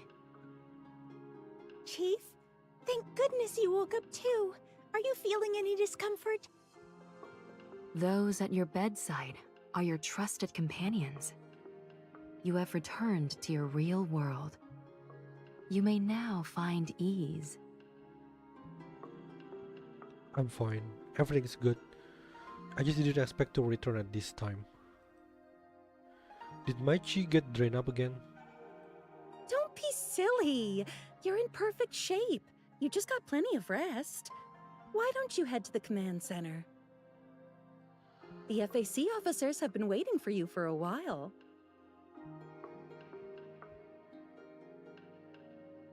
Indeed, they have been awaiting your arrival. The team stands ready, their spirits high as they present you with a thick stack of operation plans. The arboreal mania entity continues to expand, with internal contamination reaching critical levels. It's on the verge of going berserk. However, we've successfully quarantined the contaminated zone and found our opening. I almost cannot hear this guy. We've pinpointed the contamination center's coordinates, and our frontline units are assembled and ready for deployment. We're only waiting for your orders now, Chief. The contamination center? Yes, we got duped, but we still managed to find a clue in that illusion. Those vines crawling over the streets, they spread just like mania in the real world. Turns out the wisteria trees are the very source of the contamination. We've also confirmed another major pollution hub at the coordinates where the rust sits. High-frequency spectrum of mania detected. Looks like a highly contaminated sinner is holed up there, and she's likely the root of all this pollution. Yingying. The contamination source. Are we going to eliminate it? What about the hostages? All those affected civilians? Don't worry, Chief. Everyone has regained consciousness. Before you woke up, all the trapped victims had already been freed from the fate, and they are now recovering quickly, both physically and mentally. The civilians in the contaminated area have been fully evacuated. We can now act without restraint. We've heard back from Istia as well. Based on our encounters at the Fate, they verified the complete story behind the Fate and offered plenty of recommendations. We can now attempt to tackle that monster. An urgent letter from Istia is delivered into your hands.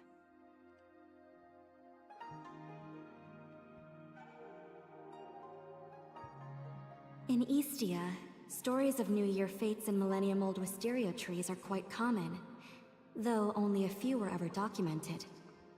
With countless adaptations and revisions over time, it's difficult to trace the original legend. However, this wish-making ceremony you mentioned is quite interesting. In ancient traditions, shooting stars were commonly seen as omens of misfortune. The practice of wishing upon them came later, influenced by foreign cultures. This suggests that the fate you experienced is relatively recent, likely within the past 2 centuries. Based on details provided such as dietary customs, we can trace it to a certain frontier region. Combined with the economic impact of distant wars and the early blooming wisteria due to climate change, We can estimate this occurred during the chaotic times around the Nightfall. Following these clues, we investigated several ruins where no descendants remained, and examined fragmentary written records. Among them, we stumbled upon a local chronicle about an unnamed fate where, on its third day, people witnessed a rare auspicious shooting star.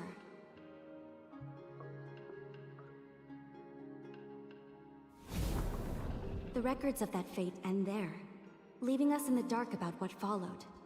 However, by translating between the old and new calendars, we can determine that the fate's third day fell on an unspecified date in the first year of the Nightfall. That celebrated shooting star, recorded as an auspicious omen.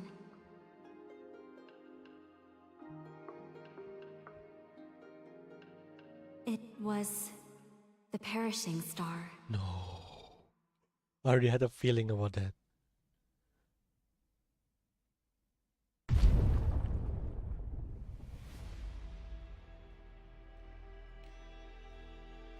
And so it was.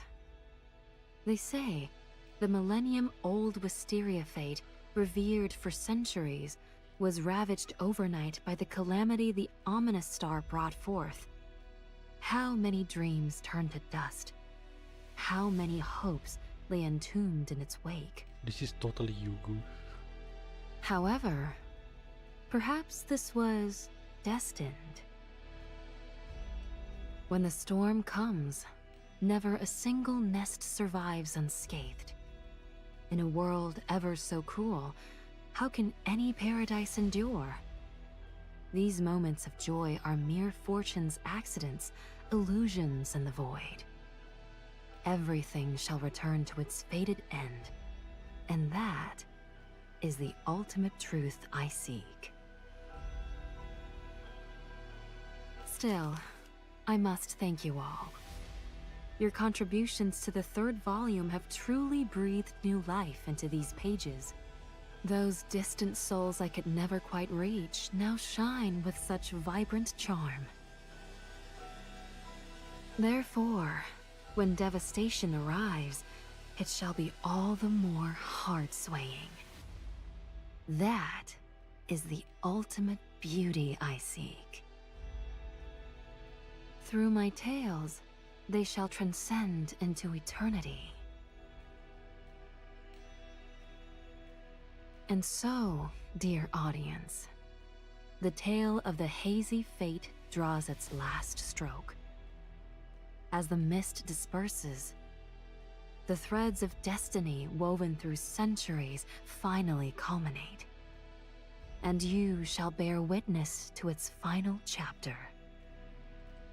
Together, let us behold what fate unfolds.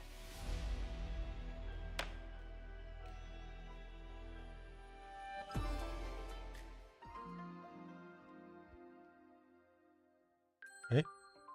Was it? Hey, is it done? Oh, that was like the part 3, eh? Not the part 4. So the Pershing Star Nuclear Pavilion, was it? Isn't that Pershing Star fall into the where the DC currently? I thought it's just that Istia happened to see the Perishing Star. A massive withered tree looms over the rust. Its desiccated black branches spreading chaotically in every direction. Waves of thick contamination relentlessly batter against the isolation belt, held back by the FAC forces and anti-mania devices surrounding the area. The barrier is working. Oh my god. Deploy the drones and This get guy all need to speak personnel louder. behind the safety line.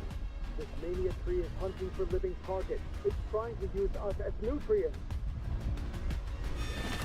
Just then, a piercing alarm blares as a contaminated find violently lashes out, slamming against the blue energy barrier. No way. Become way more hostile than before. What's going on? Because all the trapped hostages have returned.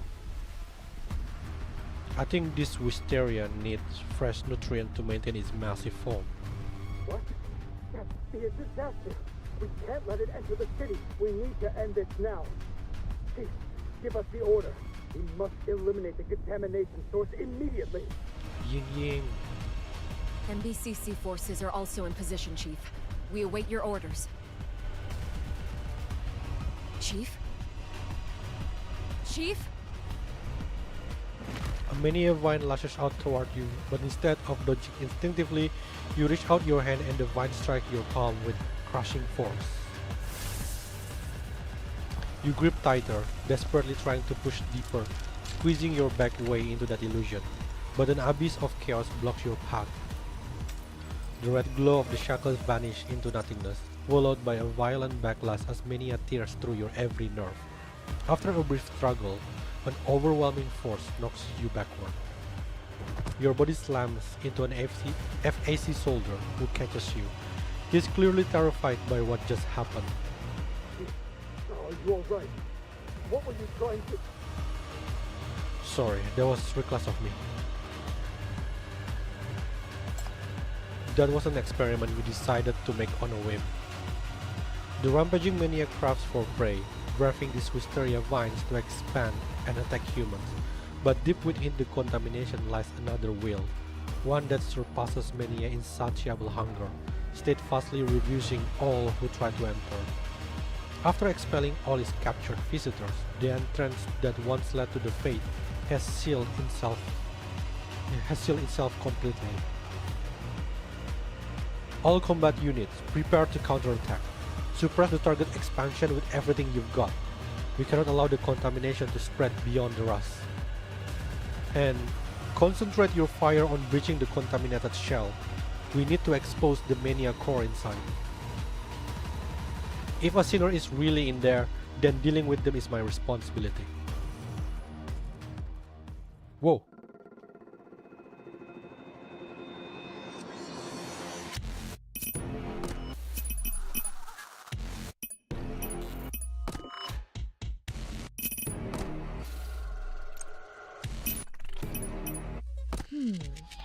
I don't have much to contribute on the front line.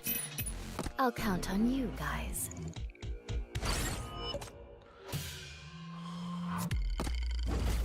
As hysteria blooms, behold the splendor.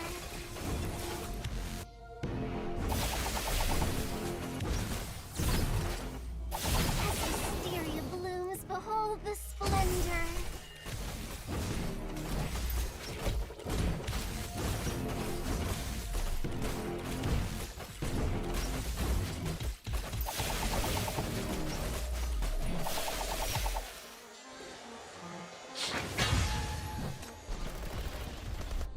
No use.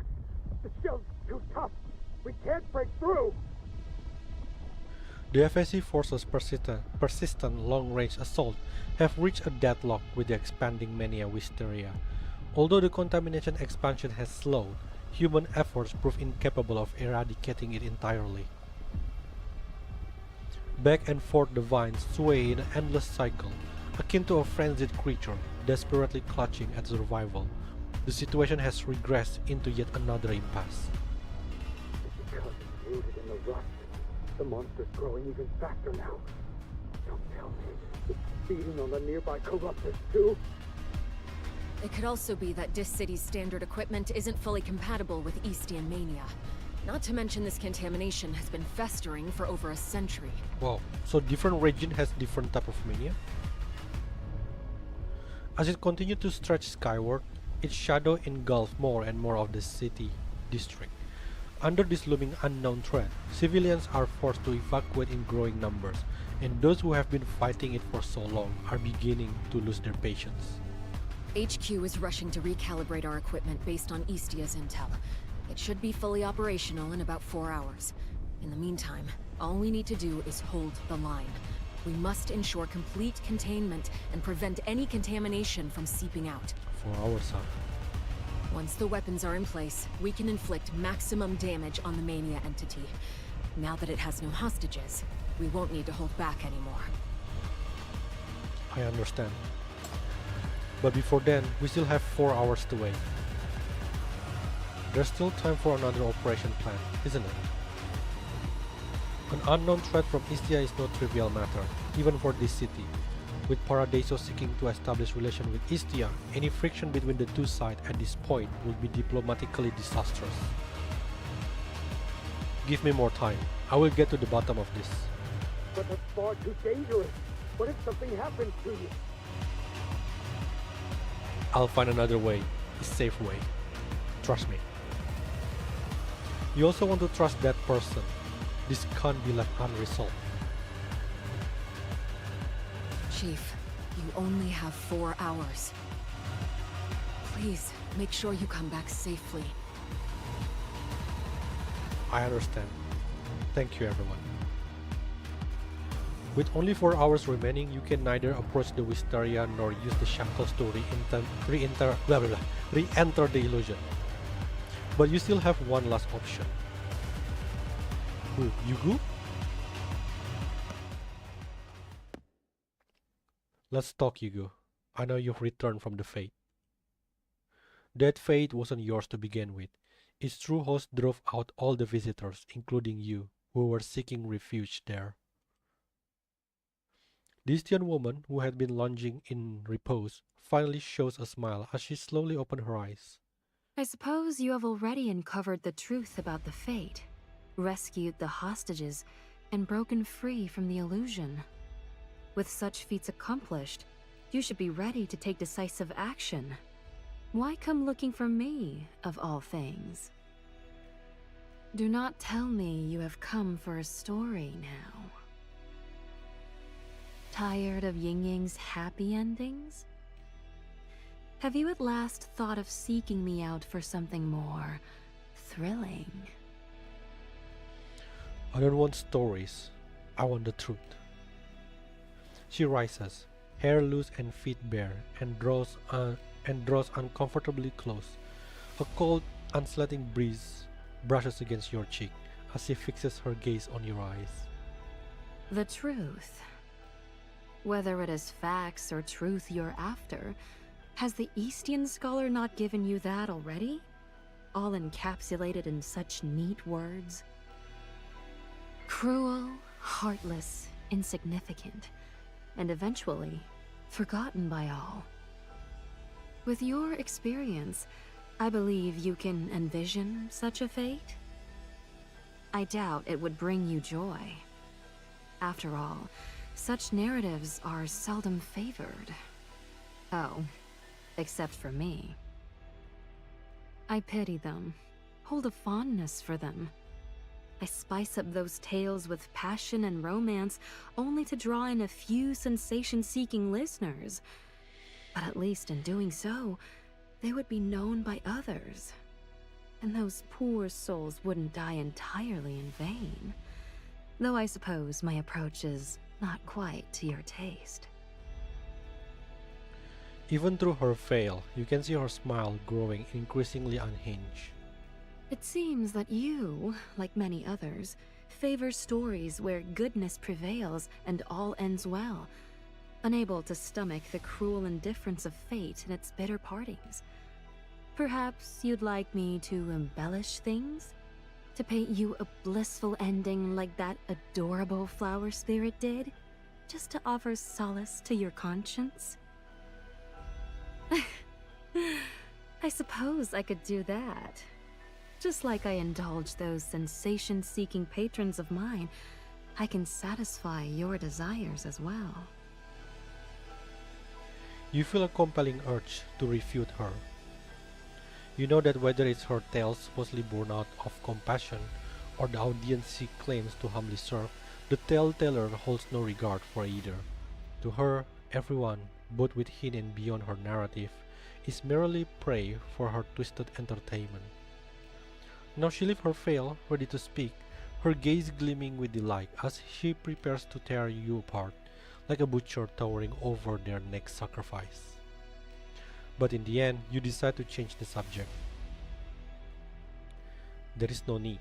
I'm not here to hear stories. I only want to know about the people there, about what really happened to those who lived and breathed through it all.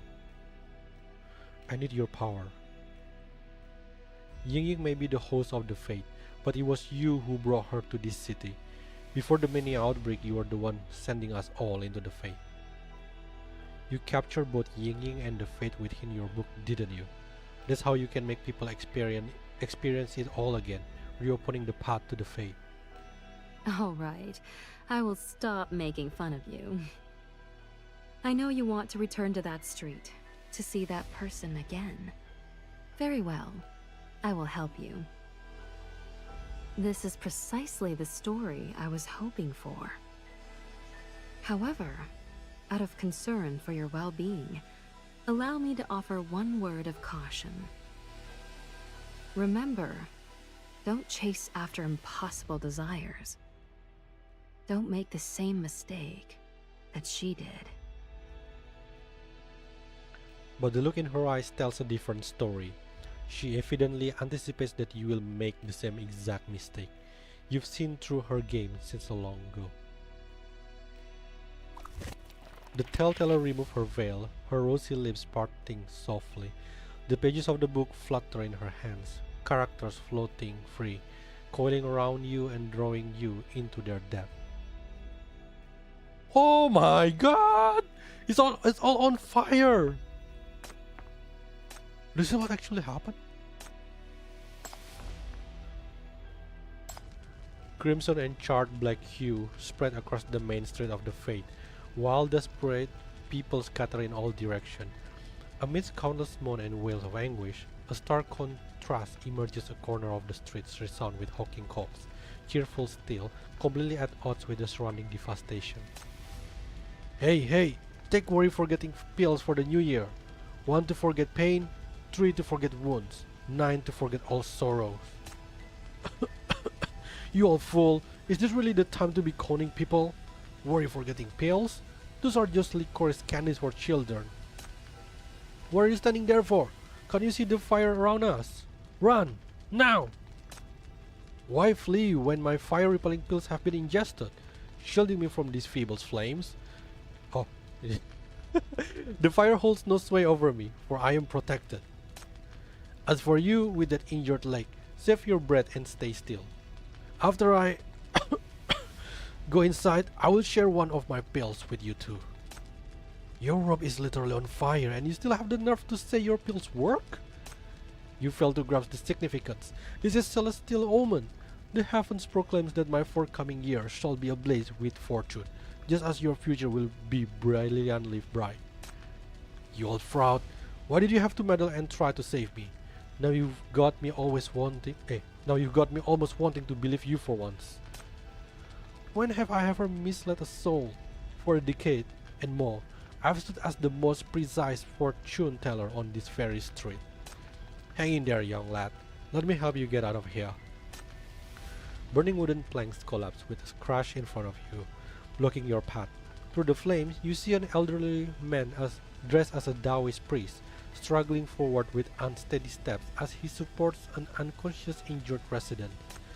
You rush over, eager to help, but when you reach the spot, you find only shattered gourd fragment lying in the ashes of the fortune-telling stall.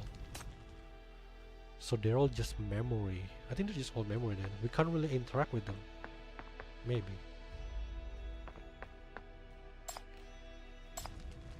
Crimson flames rage against the sky as Pixiu Dragon stands frozen before his burned down pawn shop, seemingly unable to accept the devastation before him.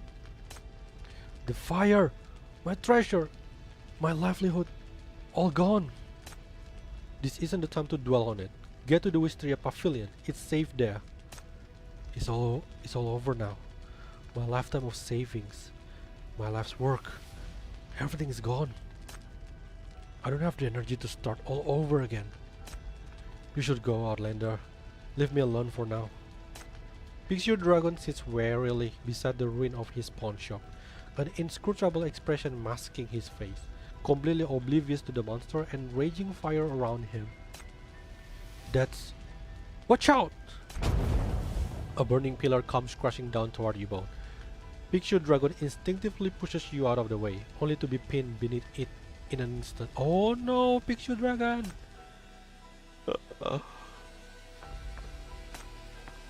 This is the kind of ending that Yugu won, isn't it?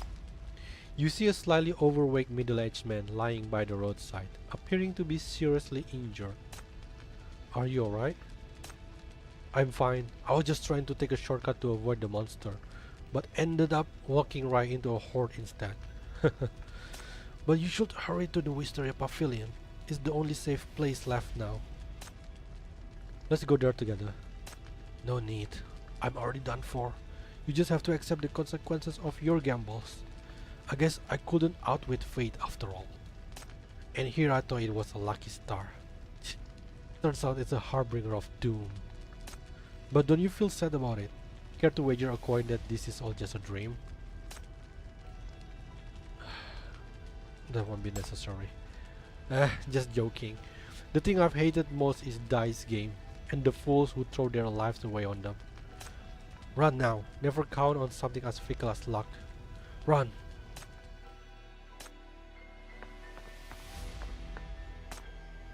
The next is Rakshasa.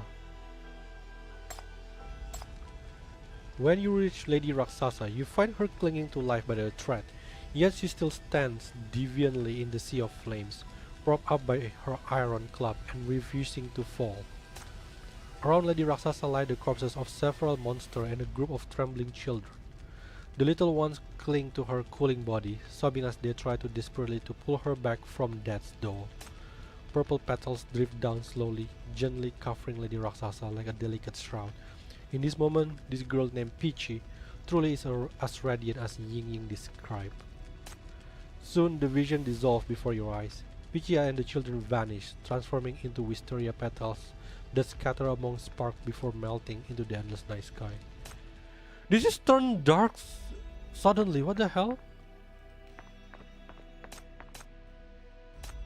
Oh, they don't do the waves.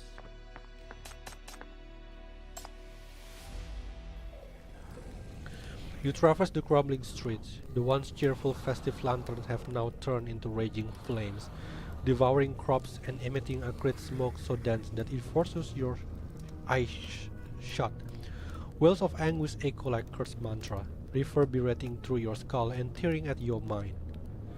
Inferno and miasma corrode flesh and break alike, while screams of terror blend with manic shrieks. Human transfer into monster, the same monster you know all too well. Reality warps under contamination as mania spawns corruptor. This scene, in all its horror, is painfully familiar to you. This street where people celebrated joyously at the fate mere hours ago are now a living hell. You force yourself to take deep breaths, constantly reminding yourself to stay focused on your mission. I must find Yingying. Though your mind is clouded, your direction remains clear. Amid the ruins, a path of purple emerges, wisteria blossoms strewn across the yard. Their vibrant hue cuts through the chaos, forming veins of purple that lead to the core. You struggle forward, steadying yourself against broken walls as shadowy figures sweep past you. Their voices seep into your mind, although the language is foreign to you. A strange intuition allows you to grasp the meaning behind their words. Monster! So many monster! Ah! Help us! Wisteria Fairy! Save us! It's okay, it's okay. The flowers are still blooming. The fairy is still there. Maybe the Wisteria Fairy watches over us. Protect us! Protect us! Prayers resembling a rhythmic chant echo outward from the ruins of the Wisteria Pavilion. Though they pray their words like the conviction of true believer, each syllable drips with fear and despair, as both survival and prayer have been reduced to mere bodily responses. Inside you, the shackles wait restlessly, sending sharp jolts of pain through your body as if trying to deliver a warning. Something's wrong. This is no natural disaster. Taking shelter like this won't save anyone. This is mania. If all these affected people gather together like this. You break into a sprint, racing desperately to the Wisteria Pavilion. At the entrance, the moms are anxiously ushering people inside. Where's Yingying? She's not here. She went out to help. There are still people trapped outside. She went to save them. I'll go find her. Before leaving, You grab the woman's shoulder and call out. The corruptors have already shown up. The mania contamination is spreading. The Wisteria Fairy can't protect you anymore. Tell everyone to stop gathering here and run. Your urgent shouts startle her. Corruptors? Mania? Have you lost your mind, young one? This is the sacred fate of the Wisteria Fairy. Our divine tree has protected us for a millennium. Everyone here came to receive its blessings.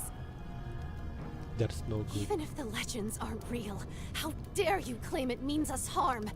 And telling us to leave. Well then, you tell me. After everything that's happened, where else can we possibly go? If our divine tree can't save us, who even will?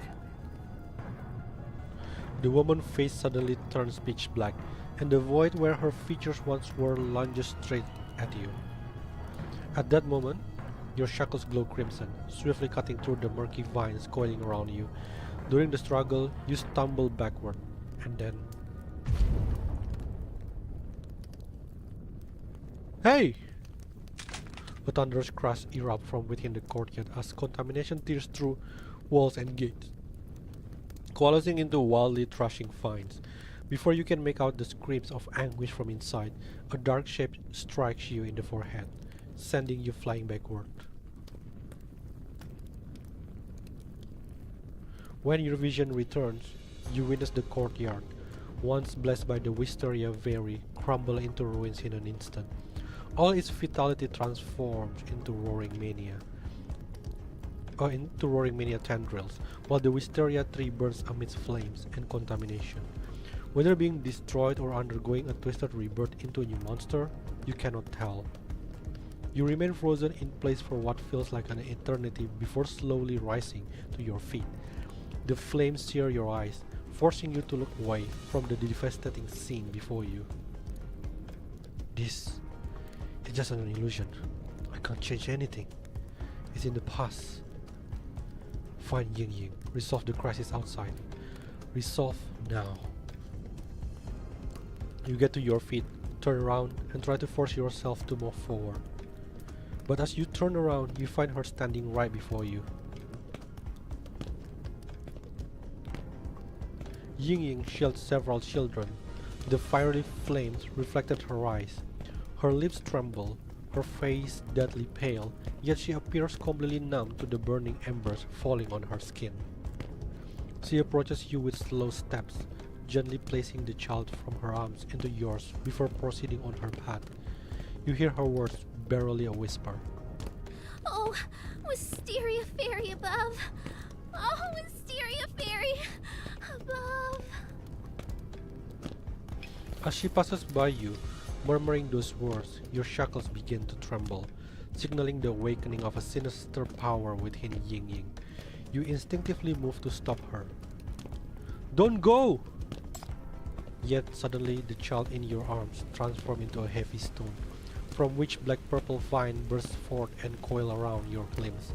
Unable to break free, you can only watch helplessly as she walks into the crumbling ruins. Oh god damn it, I thought it's already the last boss. To think that we are going to experience the disaster again. I think I need to bring Hamel, just in case, if they need a healer. Or maybe just Duro, because she's Istian. I must take this seriously now. What? I cannot take this part? God damn it.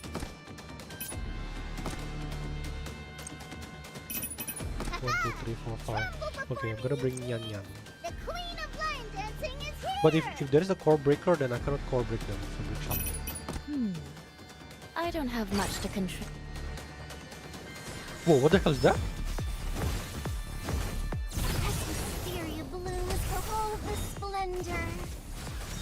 That is really fast. By the power of these talismans, banished. The smoke has risen.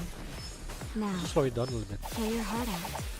Because it stopped to deal quite a bit of damage.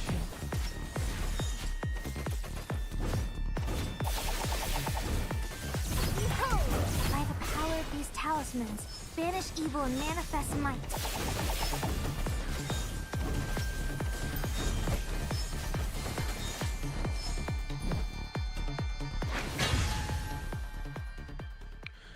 Even your shackles can't pierce through the layers of vines binding you. Immobilized and unable to cry out, you can do nothing but watch. Another failing beam snaps and crashes to the ground with a dull thud, quickly devoured by the raging flames. Forced to watch from afar, you can only witness the contamination spread while the air fills with the shrieks of the maddened and the dying desperate wails. Yingying rushed back and forth between the ruins and the entrance, carrying out the people trapped within, one after another, laying them by the roadside. Despite the distance between you, her labored breathing and sobs travel clearly to your ears through the vines that bind you. No! No!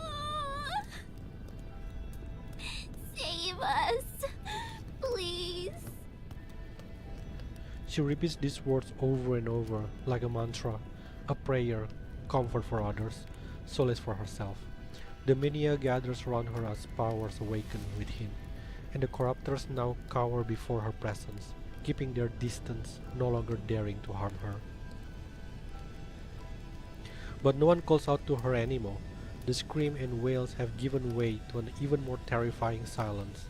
Time seems to stretch endlessly as she stumbles, struggles to her feet, and limps on, each step slower than the last. Eventually she collapses, unable to muster the strength to rise once more. Yet she still crawls on with nowhere to go. Please! As her consciousness fades, her plea finally receives an answer. Are you afraid?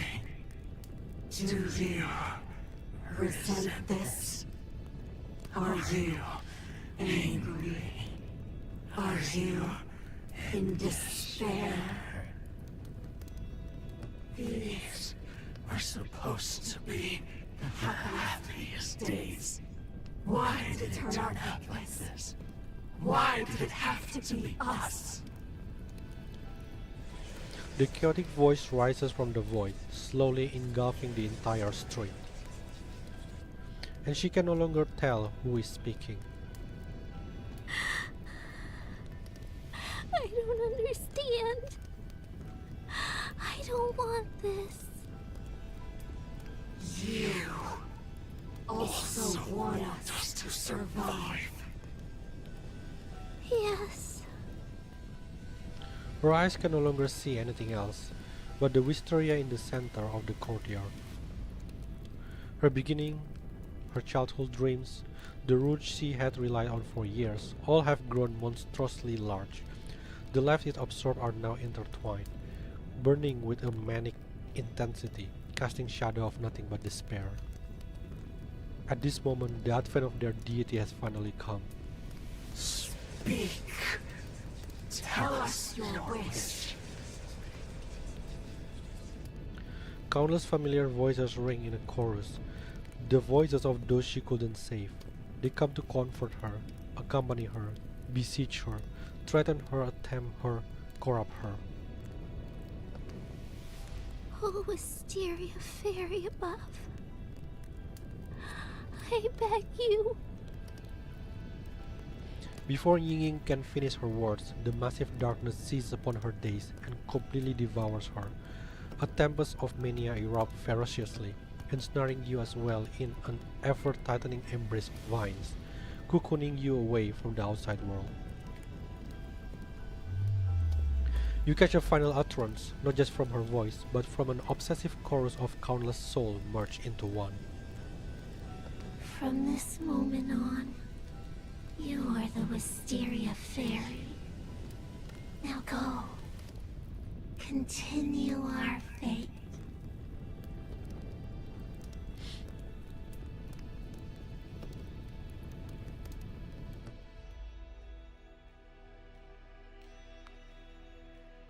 Let me go, Yingying. I won't try to run away. I know what's happened, and I know nothing can change it anymore. The vines rope around you slowly begin to loosen. Before your eyes, the withered vine twist and weave themselves into a human shape, gradually taking the form of a figure you know all too well. If you knew all this, then why did you come back?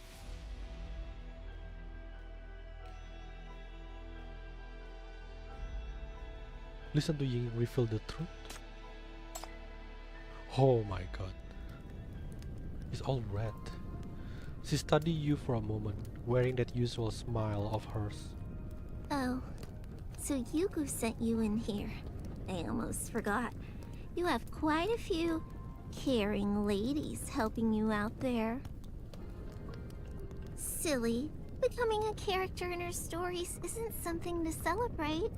She always keeps tabs on her favors. You may get yourself into trouble without even knowing. Come now. Don't look so sad. The fate should be a place of joy. Since she's the one who sent you here, you should know this is just another story she wrote. She has a thing for tearjerkers, crafting tales of tragic love between the living and the dead, all to steal your tears. Don't let yourself fall for it. She reaches out to rub your face, but inadvertently reveals the spreading corruption marks on her arm. Instantly, she pulls her hand back and takes half a step away. This isn't my true self, just a projection. Don't worry about it. Then, where is the real you? Can you leave this place? The fate was over long ago, 100 years ago. Let's go for a walk outside instead. I will show you the way. She watches you in silence. Are you trying to save me, sweetheart? Can't bear to let me go. Have I captured your heart? Or do you just pity me? You've always been so kind-hearted, unable to watch others suffer. Always trying to help everyone you meet. But I'm not the only one here. Who do you want to save? Who will you save? Who will you save? A massive surge of resentment suddenly erupts from within her, howling with desire for your life force. You instinctively take a step back, but in that same instant, it all vanishes without a trace. Then, just like how she used to tease you, she bursts into laughter at your reaction. Scared, aren't you? This is exactly why I didn't want you to come back. I can't keep up my old charming self anymore. That's fine. Even beneath a spirit's guise beats a human heart. I know who you really are, and I believe in the kindness you've shown us. A single thought can make a saint or a demon. And me? I harbor quite a bit of resentment, you know. A withered vine rises from below, lifting your chin to make you look into her eyes. Only then do you realize that those eyes, which once reflected the warm light of countless homes, now harbor an unfathomable darkness in their depth. That darkness looms ominously, a stagnant void akin to something long deceased, decaying over the ages, shielding away any decipherable hint of her true intention. You enjoyed the fate, did you, sweetheart? With all the fun? Was there a moment when all your burdens slipped away? Was there a fleeting second when you wished such happiness could last forever? That's what we thought too, on the day the shooting star fell. No matter how tough life gets, people keep moving forward. They've faced the darkest times, always finding something to hope for. After trying so hard just to stay alive, why must they still be let down? As she speaks, she narrows her eyes in another smile. I'm just a simple soul who loves happy endings. I hope those who made wishes here will come back next year with hearts full of joy. If heaven won't watch over them, then I will. Everyone has entrusted their wishes to me. As long as the fate continues, there's nothing I won't do. Nothing I haven't already done. Would you like to hear about another fate? The story is even more fascinating than Yugu's tales. No? Well, that's fine. You're too kind-hearted, risking your life to come back for even a wicked spirit like me, trying to save me. So, if I do a few more things in your homeland, you'll forgive me, right? After all, you feel so sorry for us. You just can't bring yourself to leave us behind. The vine caresses your chin with deceptive gentleness, all the while draining away your strength, depleting your energy bit by bit. She is still chuckling, yet now more human voices begin to emerge within her laughter. Twisted, covetous voice that pour directly into your mind. This signal the impending collapses of the collective consciousness, more terrifying than any fiend in Yugu's tale. But you are pretty bad at making up stories, Yingying. You wanted to cover for the evil, even play evil yourself, yet you couldn't bring yourself to crush your listener hearts, always leaving a glimmer of hope. Why don't you let me take over the story instead? I've already heard the original story of the fate from the tellteller. Unable to bear the endless torment, the maiden succumbed to madness. To sustain everyone's obsession, she first offered her own tea, then began luring travelers to steal theirs. Again and again, year after year, she perpetuated this fate that existed only in her illusory dream. But the fate never truly revived as she wished. Every single time, on the third day, the ominous star of death would fall without fail, bringing devastation upon Bloomfade Street, leaving her as the sole survivor. Everyone else perished, all their wishes shattering the very moment they were made. It took her a long time to understand the reason.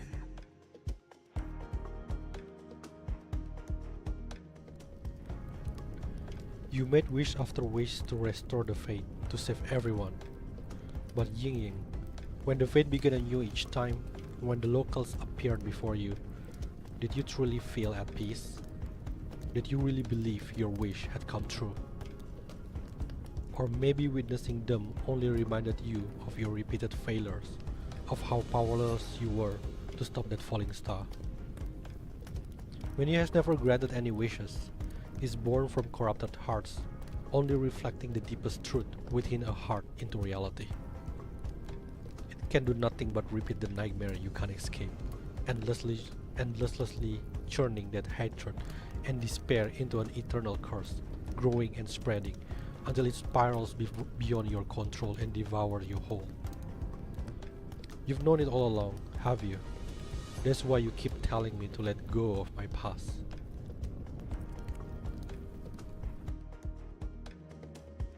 The maiden, consumed by dark powers, wandered the world in her madness, leaving chaos in her wake.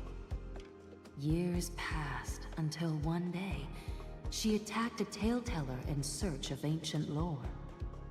From this taleteller, she heard a new story about her cherished fate. Is this where Yugu will connect how she related? In that one, there was no divine wisteria standing guard over the people, only an undying demonic tree. No warm-hearted locals, only bloodthirsty fiends. Gone was the memory of that jubilant fate where visitors from far and wide celebrated the new year together. All that remained was a notorious street of haunting ghosts. The past she desperately sought to revive was already dead and gone, and what killed it was her own obsession. Only this truth was painful enough to wake her from her delusion. The anguish weighed heavily upon her filling her with remorse. But what worth was the repentance of a single soul? She could no longer control the malevolence she had stirred. This accursed festival would roam as it pleases beyond her sway.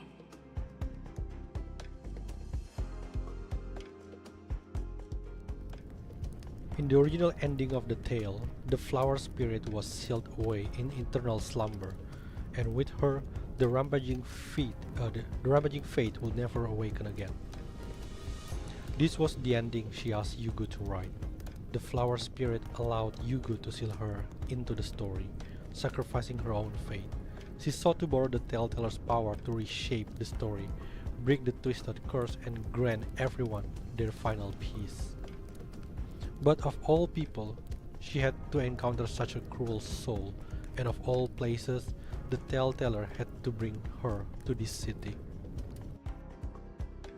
Come to think of it, the one who awakened her, the one destined to find her, wouldn't that be you, after all?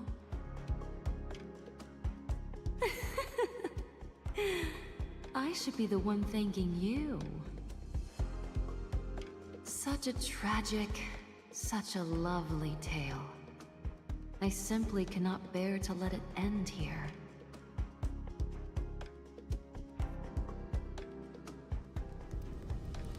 Yingying gazes at you. After a long while, she lets out a deep sigh. You're too kind-hearted. No wonder you're always so tired. Don't overthink it, sweetheart. These are just stories, no matter which version you hear. Stories belong to the past, to other people. Truth or lies, reality or illusion, none of that matters anymore. It's all in the past. Once a story ends, we must keep moving forward. What matters is the here and now.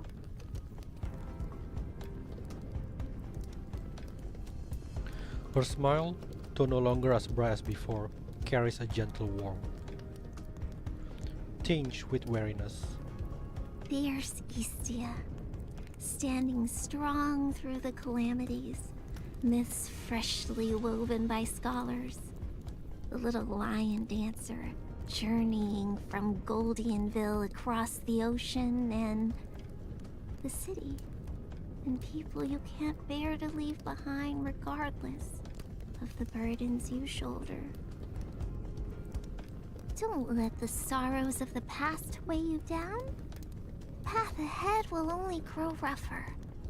You must learn to ease your load, so why not start by letting go of those stories that belong to the past, to others? The new year has come.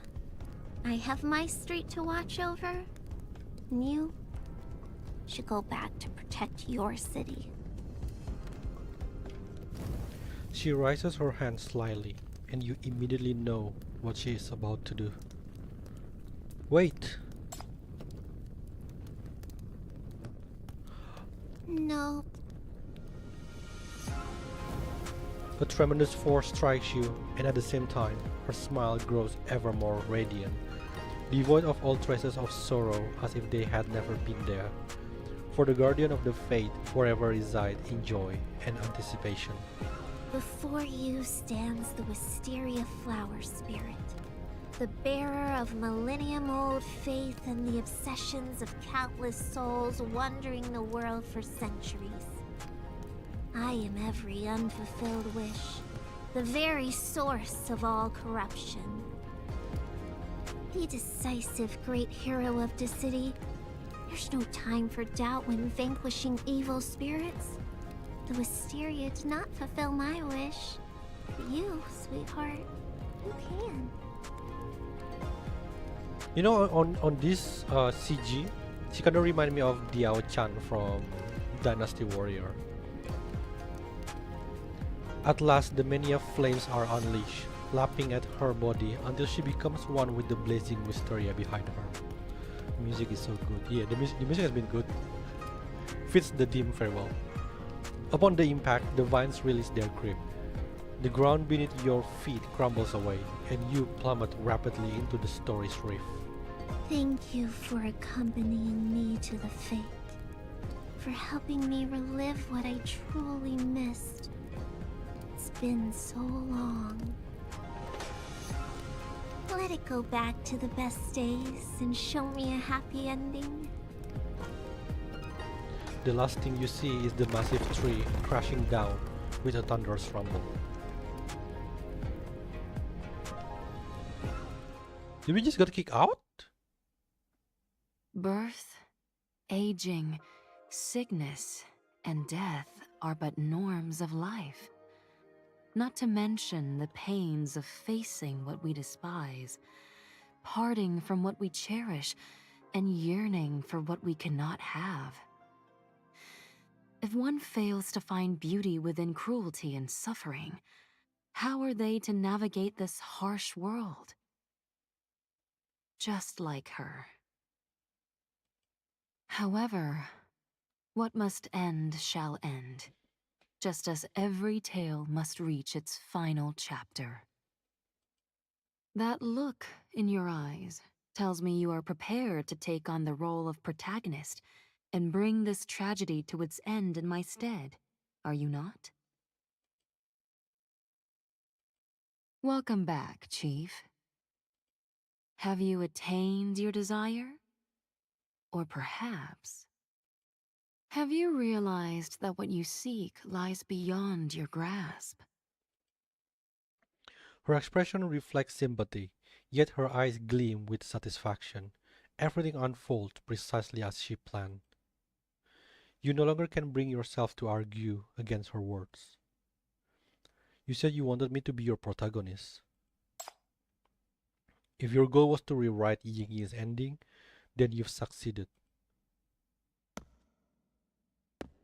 Oh. But you didn't approach me just for this old story that's coming to an end, did you?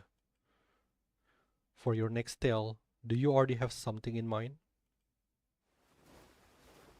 She gazes at you, a smile gradually forming on her lips. Rising to her feet, she moves closer, then lifts your chin with the edge of her fan to peer deep into your eyes. Well then, that certainly calls for a proper discussion. It's just a story, but Equipment your parameters ending hurt a lot, calibrated. Yugu. All combat personnel All the ending assembled. is hurt a lot for Operation plan Yugu. confirmed. The operation consists of 3 phases. Defensive containment, Oh, it's getting worse. systematic weakening, and precise breakthrough. Our ultimate goal is to break through the Arboreal Mania's contamination shell and completely expose the source of contamination hidden inside. White armored soldiers stand ready at the Rust isolation belt as red targeting dots dance across the mutated Wisteria surface. Commence the first wave of attack. So it's been has the 4 hours already passed? A barrage of projectiles rains down, pounding the mark points along the contaminated vines, causing the massive mania tree to violently convulse. The mania entity is still growing upward. Contamination source is moving up. Update target coordinates and maintain sustained fire. It's trying to evade, which means our attacks are working. Eastia's strategy is proving effective. Maintain the pressure. Wait, the tree can evade? The tactical deployment proceeds with precision and clarity.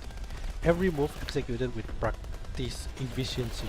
These veterans of countless crises lack neither strategy, strength, nor courage. Wuhuanzi stands beside you. Wait, how come you're here? Are you sure you want to do this?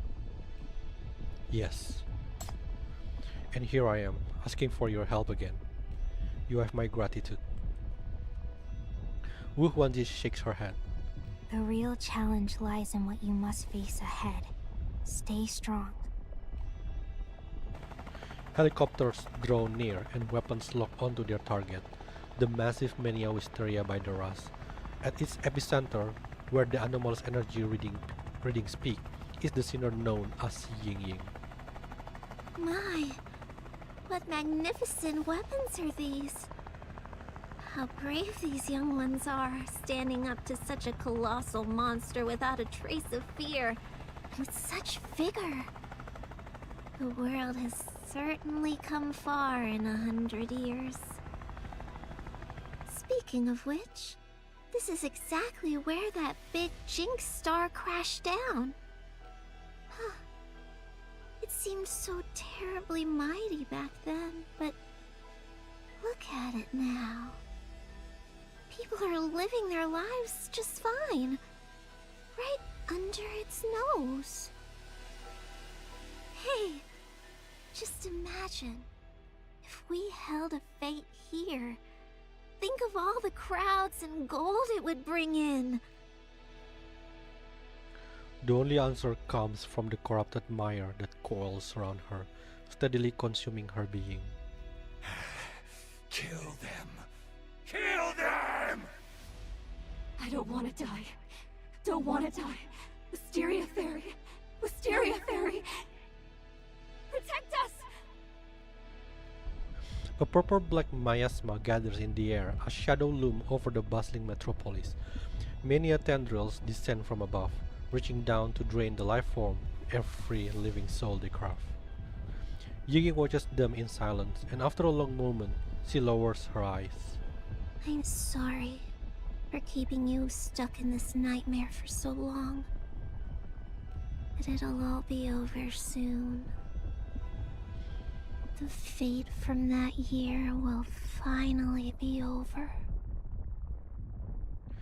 As the mania reaches downward, the Wisteria tree divides its nature and stretches upward, lifting the contamination toward the sky. Fortune favors her. She still has enough strength left to lend a helping hand. In the heart of the crowd beneath the shadows, the grey-clad commander has everything in place. He hesitates for a moment, lifting his gaze to the towering contaminated tree with a conflicted expression. Yingying spots him instantly. She manages a smile and, with what little strength she has left, waves to that person from afar. Frown like that? Compared to the foes you faced before and those yet to come, I'm hardly a challenge.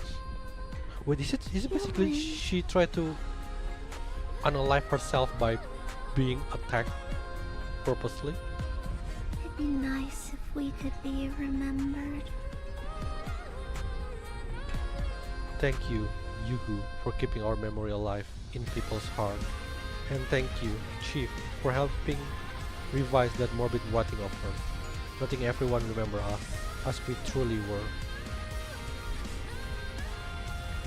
The mania breaches the last line of defense, swiftly engulfing her, devouring her, making her one with itself. Yet in those final seconds, a tiny flower blooms from her fingertips.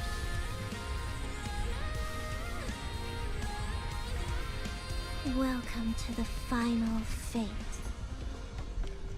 What's past cannot be changed. Let time take care of that.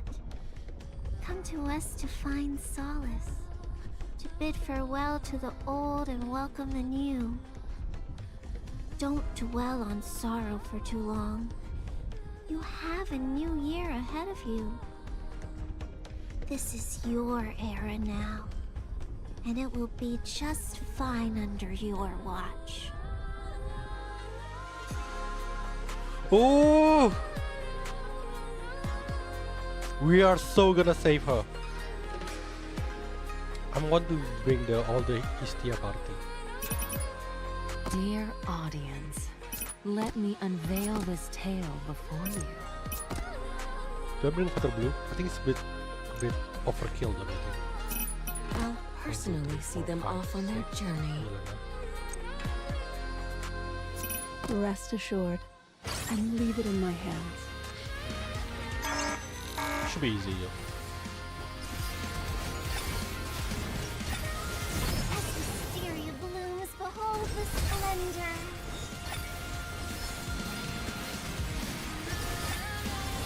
What's their special in here? It's pretty tanky though. Holy crap. As wisteria blooms, behold. Listen, the rain is coming.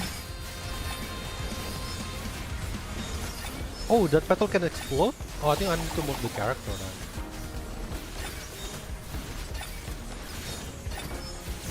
The end is nigh. I didn't know that Wuhuanzi can also chart the... Oh shit. The smoke has risen. The end is nigh. By the power of these talismans, banish evil and manifest might. Oh crap, I didn't core break her.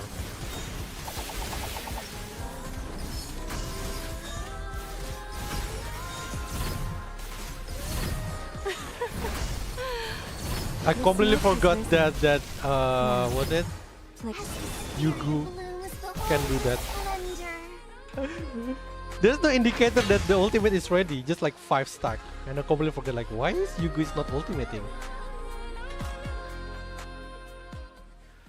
The mania mass ceases to grow, begins to crumble. Though it yearns to survive, a conflicting will within prevents it from withstanding the unified assault from outside.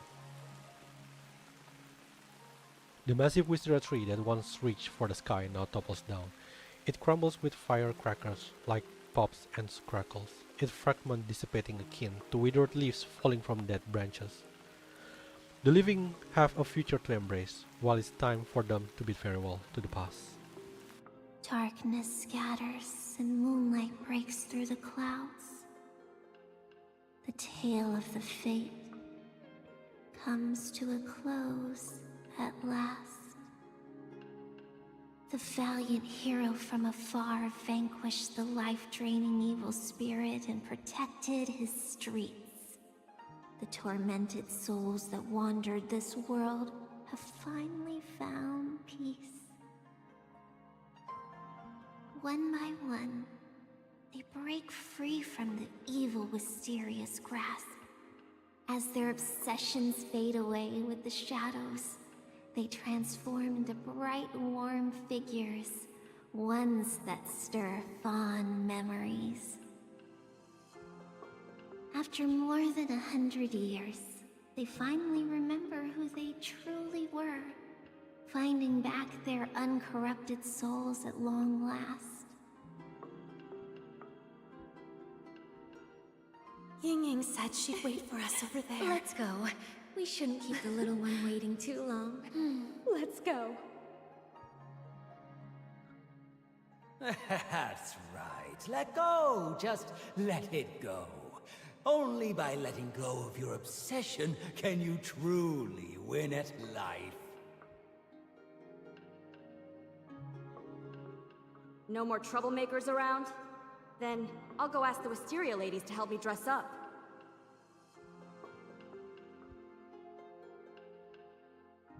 My debt is paid at last! This noble soul is heading home! Home, sweet home! A bright future awaits. A bright future awaits.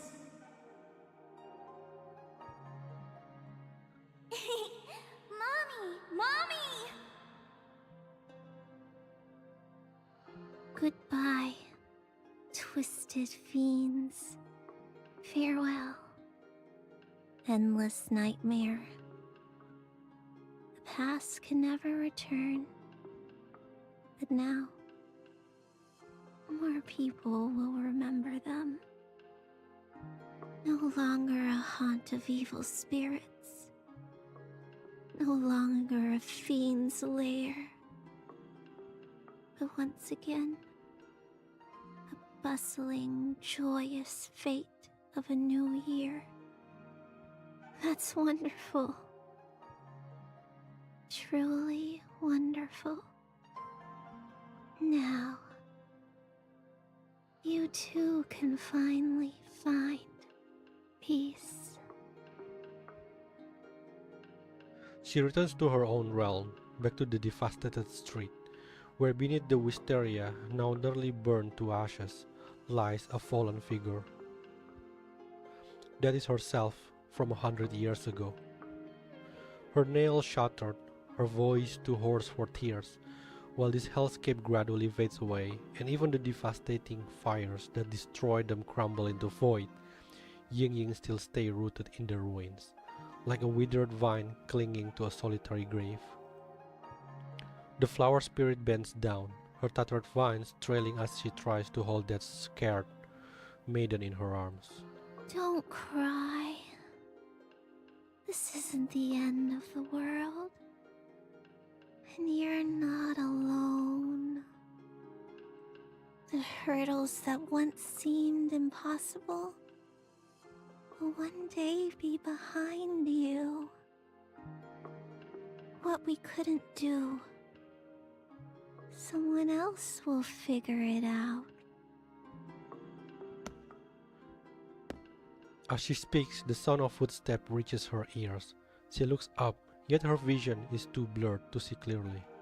However, a gentle smile graces her lips, almost instinctively.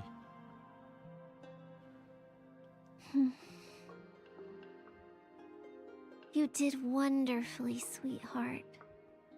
I knew you had it in you. Come. It's time to write the ending. Help me end it all. The new protagonist of the story has arrived. What unfolds before Chief is a scene of devastation. The tree has fallen, its broken branches splayed out like bones protruding from wounds. Countless trapped souls have finally found release, leaving behind only a single, barely recognizable person. Somehow Chief knows she must be smiling. The corruption that lasted a century, the grief and resentment of countless souls is finally over. The curse that consumed her entire being has been lifted at last. Chief kneels down and leans into the corrupted debris, carefully pushing aside the field before gently lifting her body into arms. Wake up, Yingying. You are still alive. The illusion of the fate is not gone yet. That Jing star you hate still hangs in the sky, and Yugu can still send me in.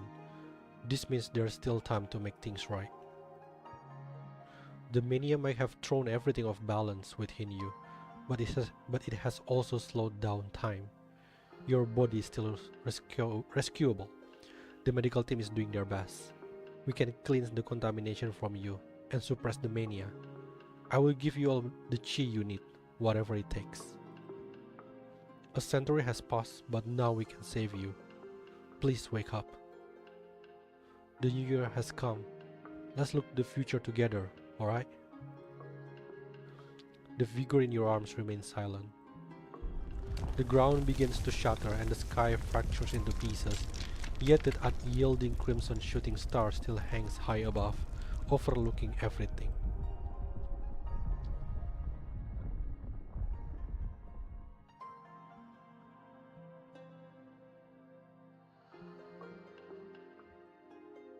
Wuhuanzi carefully avoids the shackles to check your pulse, her brow furrowing with concern. After what feels like an eternity, she finally brings herself to let go and shakes her head. The people behind her understand the implication, their expression growing even more grave. Purification failed. Operation terminated. Switch to Plan B. Separate Chief. He can't be exposed to the contamination any longer. Chief, wake up! You have to let go.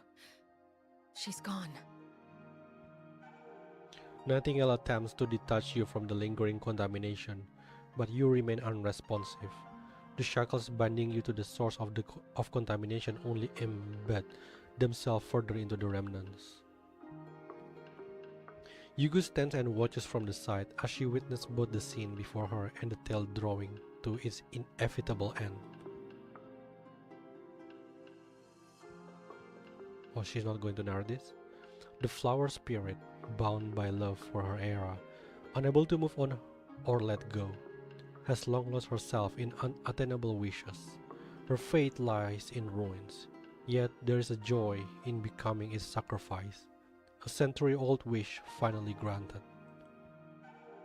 If it is so, how can you wake her? Why would you wake her? But the fate isn't over yet. The host must light the lanterns to bid farewell to guests, and the Wisteria Fairy must read everyone's wishes. I've decided what wish to make. When you come and see it, Wisteria Fairy. As your consciousness gradually fades away, you struggle to convey your message through the shackles and the withered vines. Yet, only the tellteller hears these heartfelt words. Behind her veil, she lets out a soft laugh.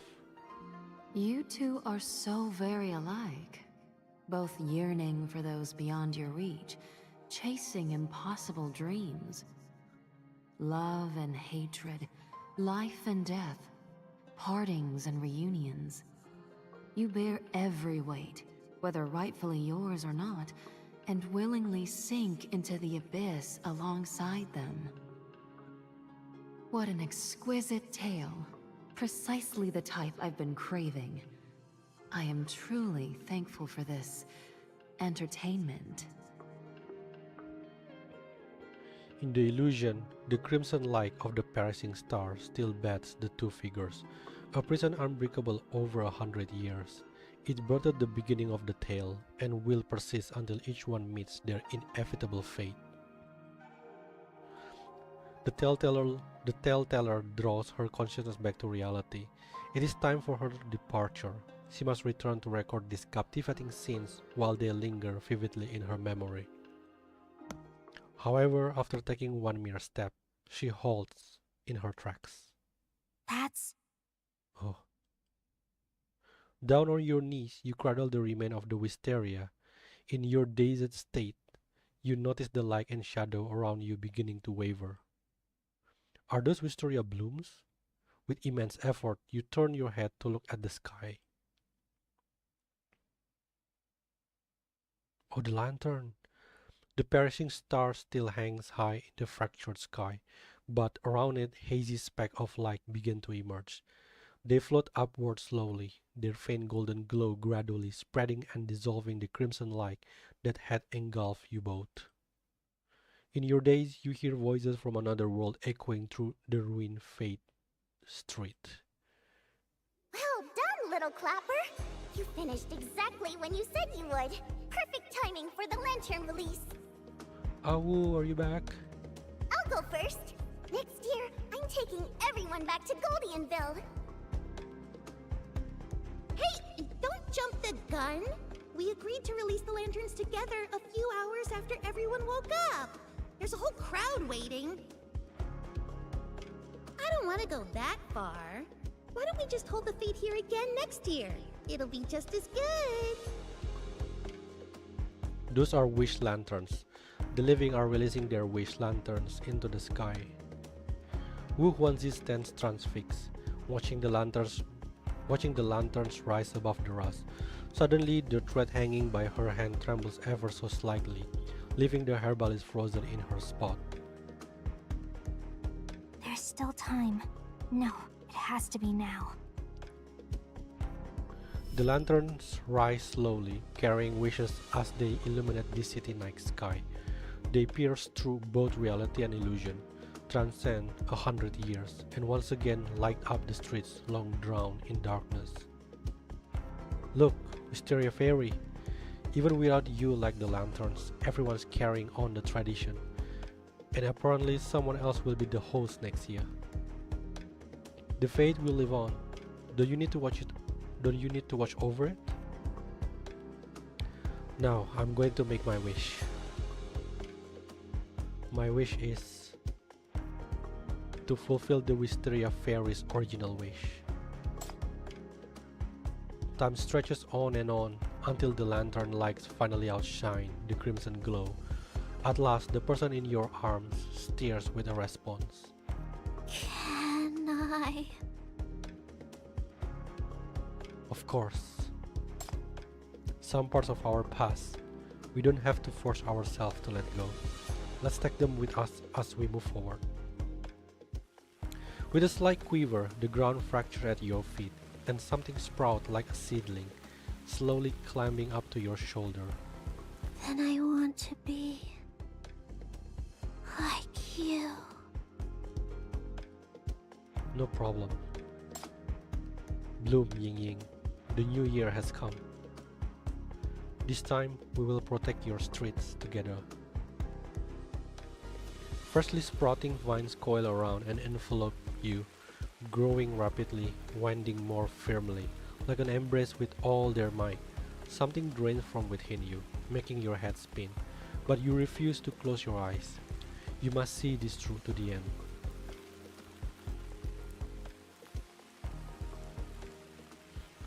And so you watch as every branch sprout new buds, intertwining and knotting together, growing endlessly upward, rushing like mad towards the falling crimson star. They spread into an enormous net, ready to swallow it whole. And then, upon a gust of wind, the wisteria flowers burst into a sprawling canopy, shielding the shattered street underneath. Rising wish lanterns illuminate this floral dome. Whether the lantern hold up the flowers or the flowers protect the lanterns, you cannot tell. As dawn like brighten both worlds, waves of cheers reverberate from above the debris. Ward off evil, comes the new. O Wisteria fairy above, bless us with divine fortune! Happy New Year! New Year! New Year!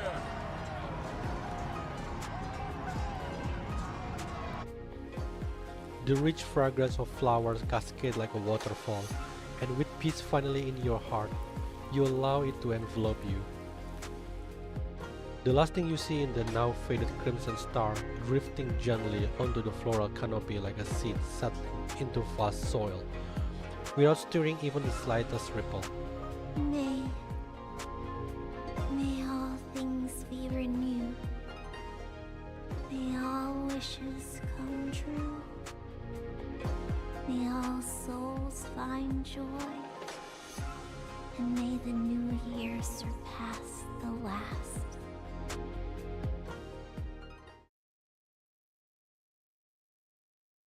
Whoa.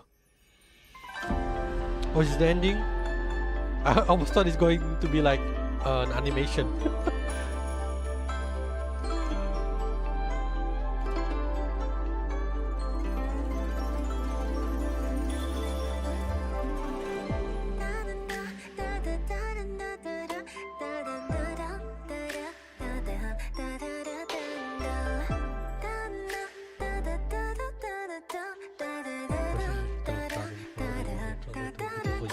Yakshini?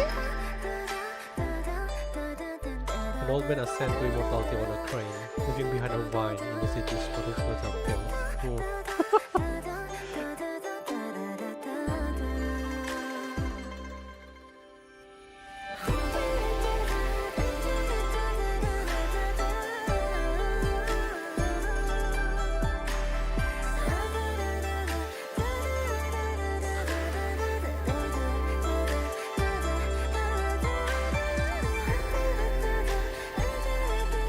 So is that all actually happening, or is just like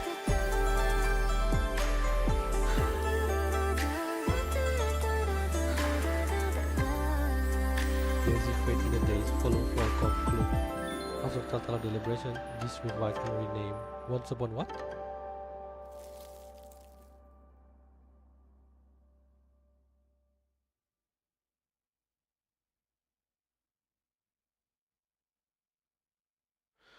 That day, the sinister tree vanished, and a new wisteria tree is now sprouting in the distant land.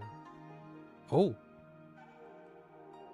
It is said that those who held dear memories of that fate now search far and wide, meticulously nurturing the wisteria. When the flower bloom once more, they plan to hold a new fate in this city and rejoice with all their hearts. As for that book, Hazy Fate in the Days, it is said that the protagonist boldly seized the author's pen, writing freely and turning the tragic ending into something entirely new, proclaiming this is the true story of these lovely people, and even proposed changing the book title. He shall have his way then. After all, they offer themselves as a shelter and divide fate itself. This is the ending they carve out by themselves.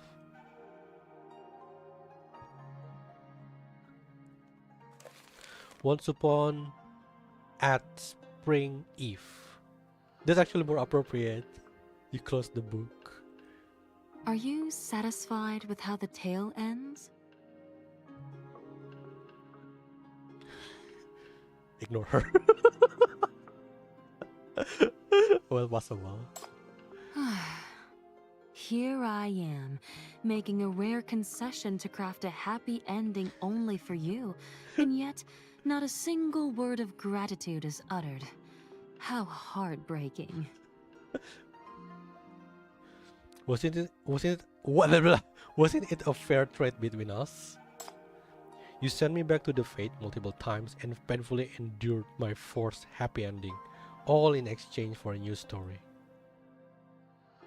I offered myself to your story. As you said, what's about to happen to me will be more to your liking. I like how none of the responses are good. Well, I think like this is the first time I can really feel how annoyed Chief to Sinner. Usually you just want to help the Sinner and everything, but this is Yugu is the first time. Like make me feel the anger of Chief and how annoyed he is. Yugu's smile grows more content as her voice takes on a meaningful tone. Indeed. After wandering for so many years, I have at last found the most authentic and exquisite tale and the ideal protagonist for my narrative. Allow me to linger by your side and document the unfolding of your legend. Fate marches ever forward. Please pen your tale with abandon. Bestow upon me more delightful revelations. When the finale draws near, may you bring everything to its grandest crescendo, and then embrace your destined end in the most exquisite manner. Alright. You give a casual response, knowing that if you say anything more, she will mock you for trying so hard only to come up with a placebo ending to appease the Wisteria spirit. Well, what will a telltaler who only watches from the sidelines know? You leave the reception room and return to your room to check on your new friend that FSC retrieved from the ruins. Hey, is that Yingying?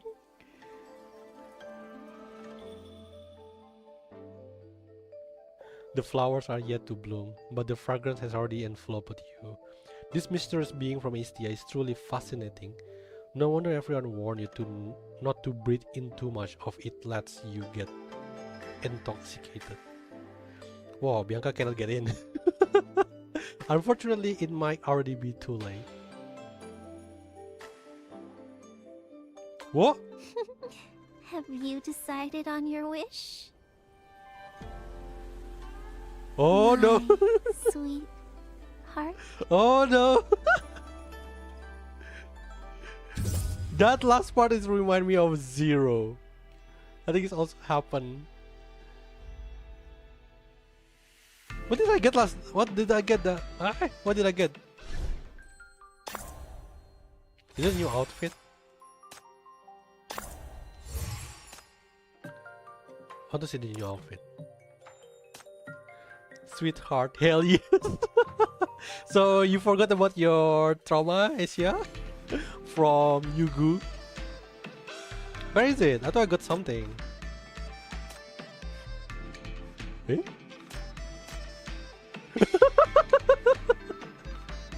Is that... what is this? I almost thought this is... Wait, is this Yingying? I don't even know. I can't even tell the difference anymore. Oh, is this is Yingying? I think this is Yingying.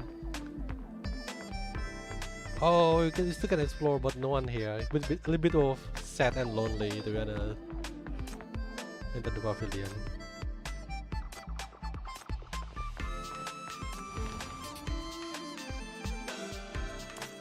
Right. Okay, I'm gonna do the what do you call it? The challenge off stream. So probably gonna close it soon. So that was so good. I would say it's been how long it's been? I would say it's been 2 years since Flora Unfurled. That I never put any story since Flora Unfurled like about on the same level of the big three. Yeah, Dreamy Bubble, Beyond the Scars, and Floranful. I'm not counting main story. Main story is totally on different level.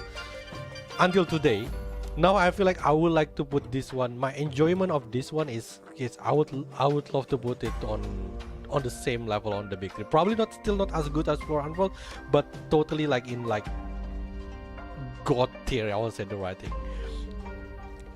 The thing is like how to say it? It's like so many memorable moments on each of the day. Like for example, the first part where you spend your time with Awu, that was so fun.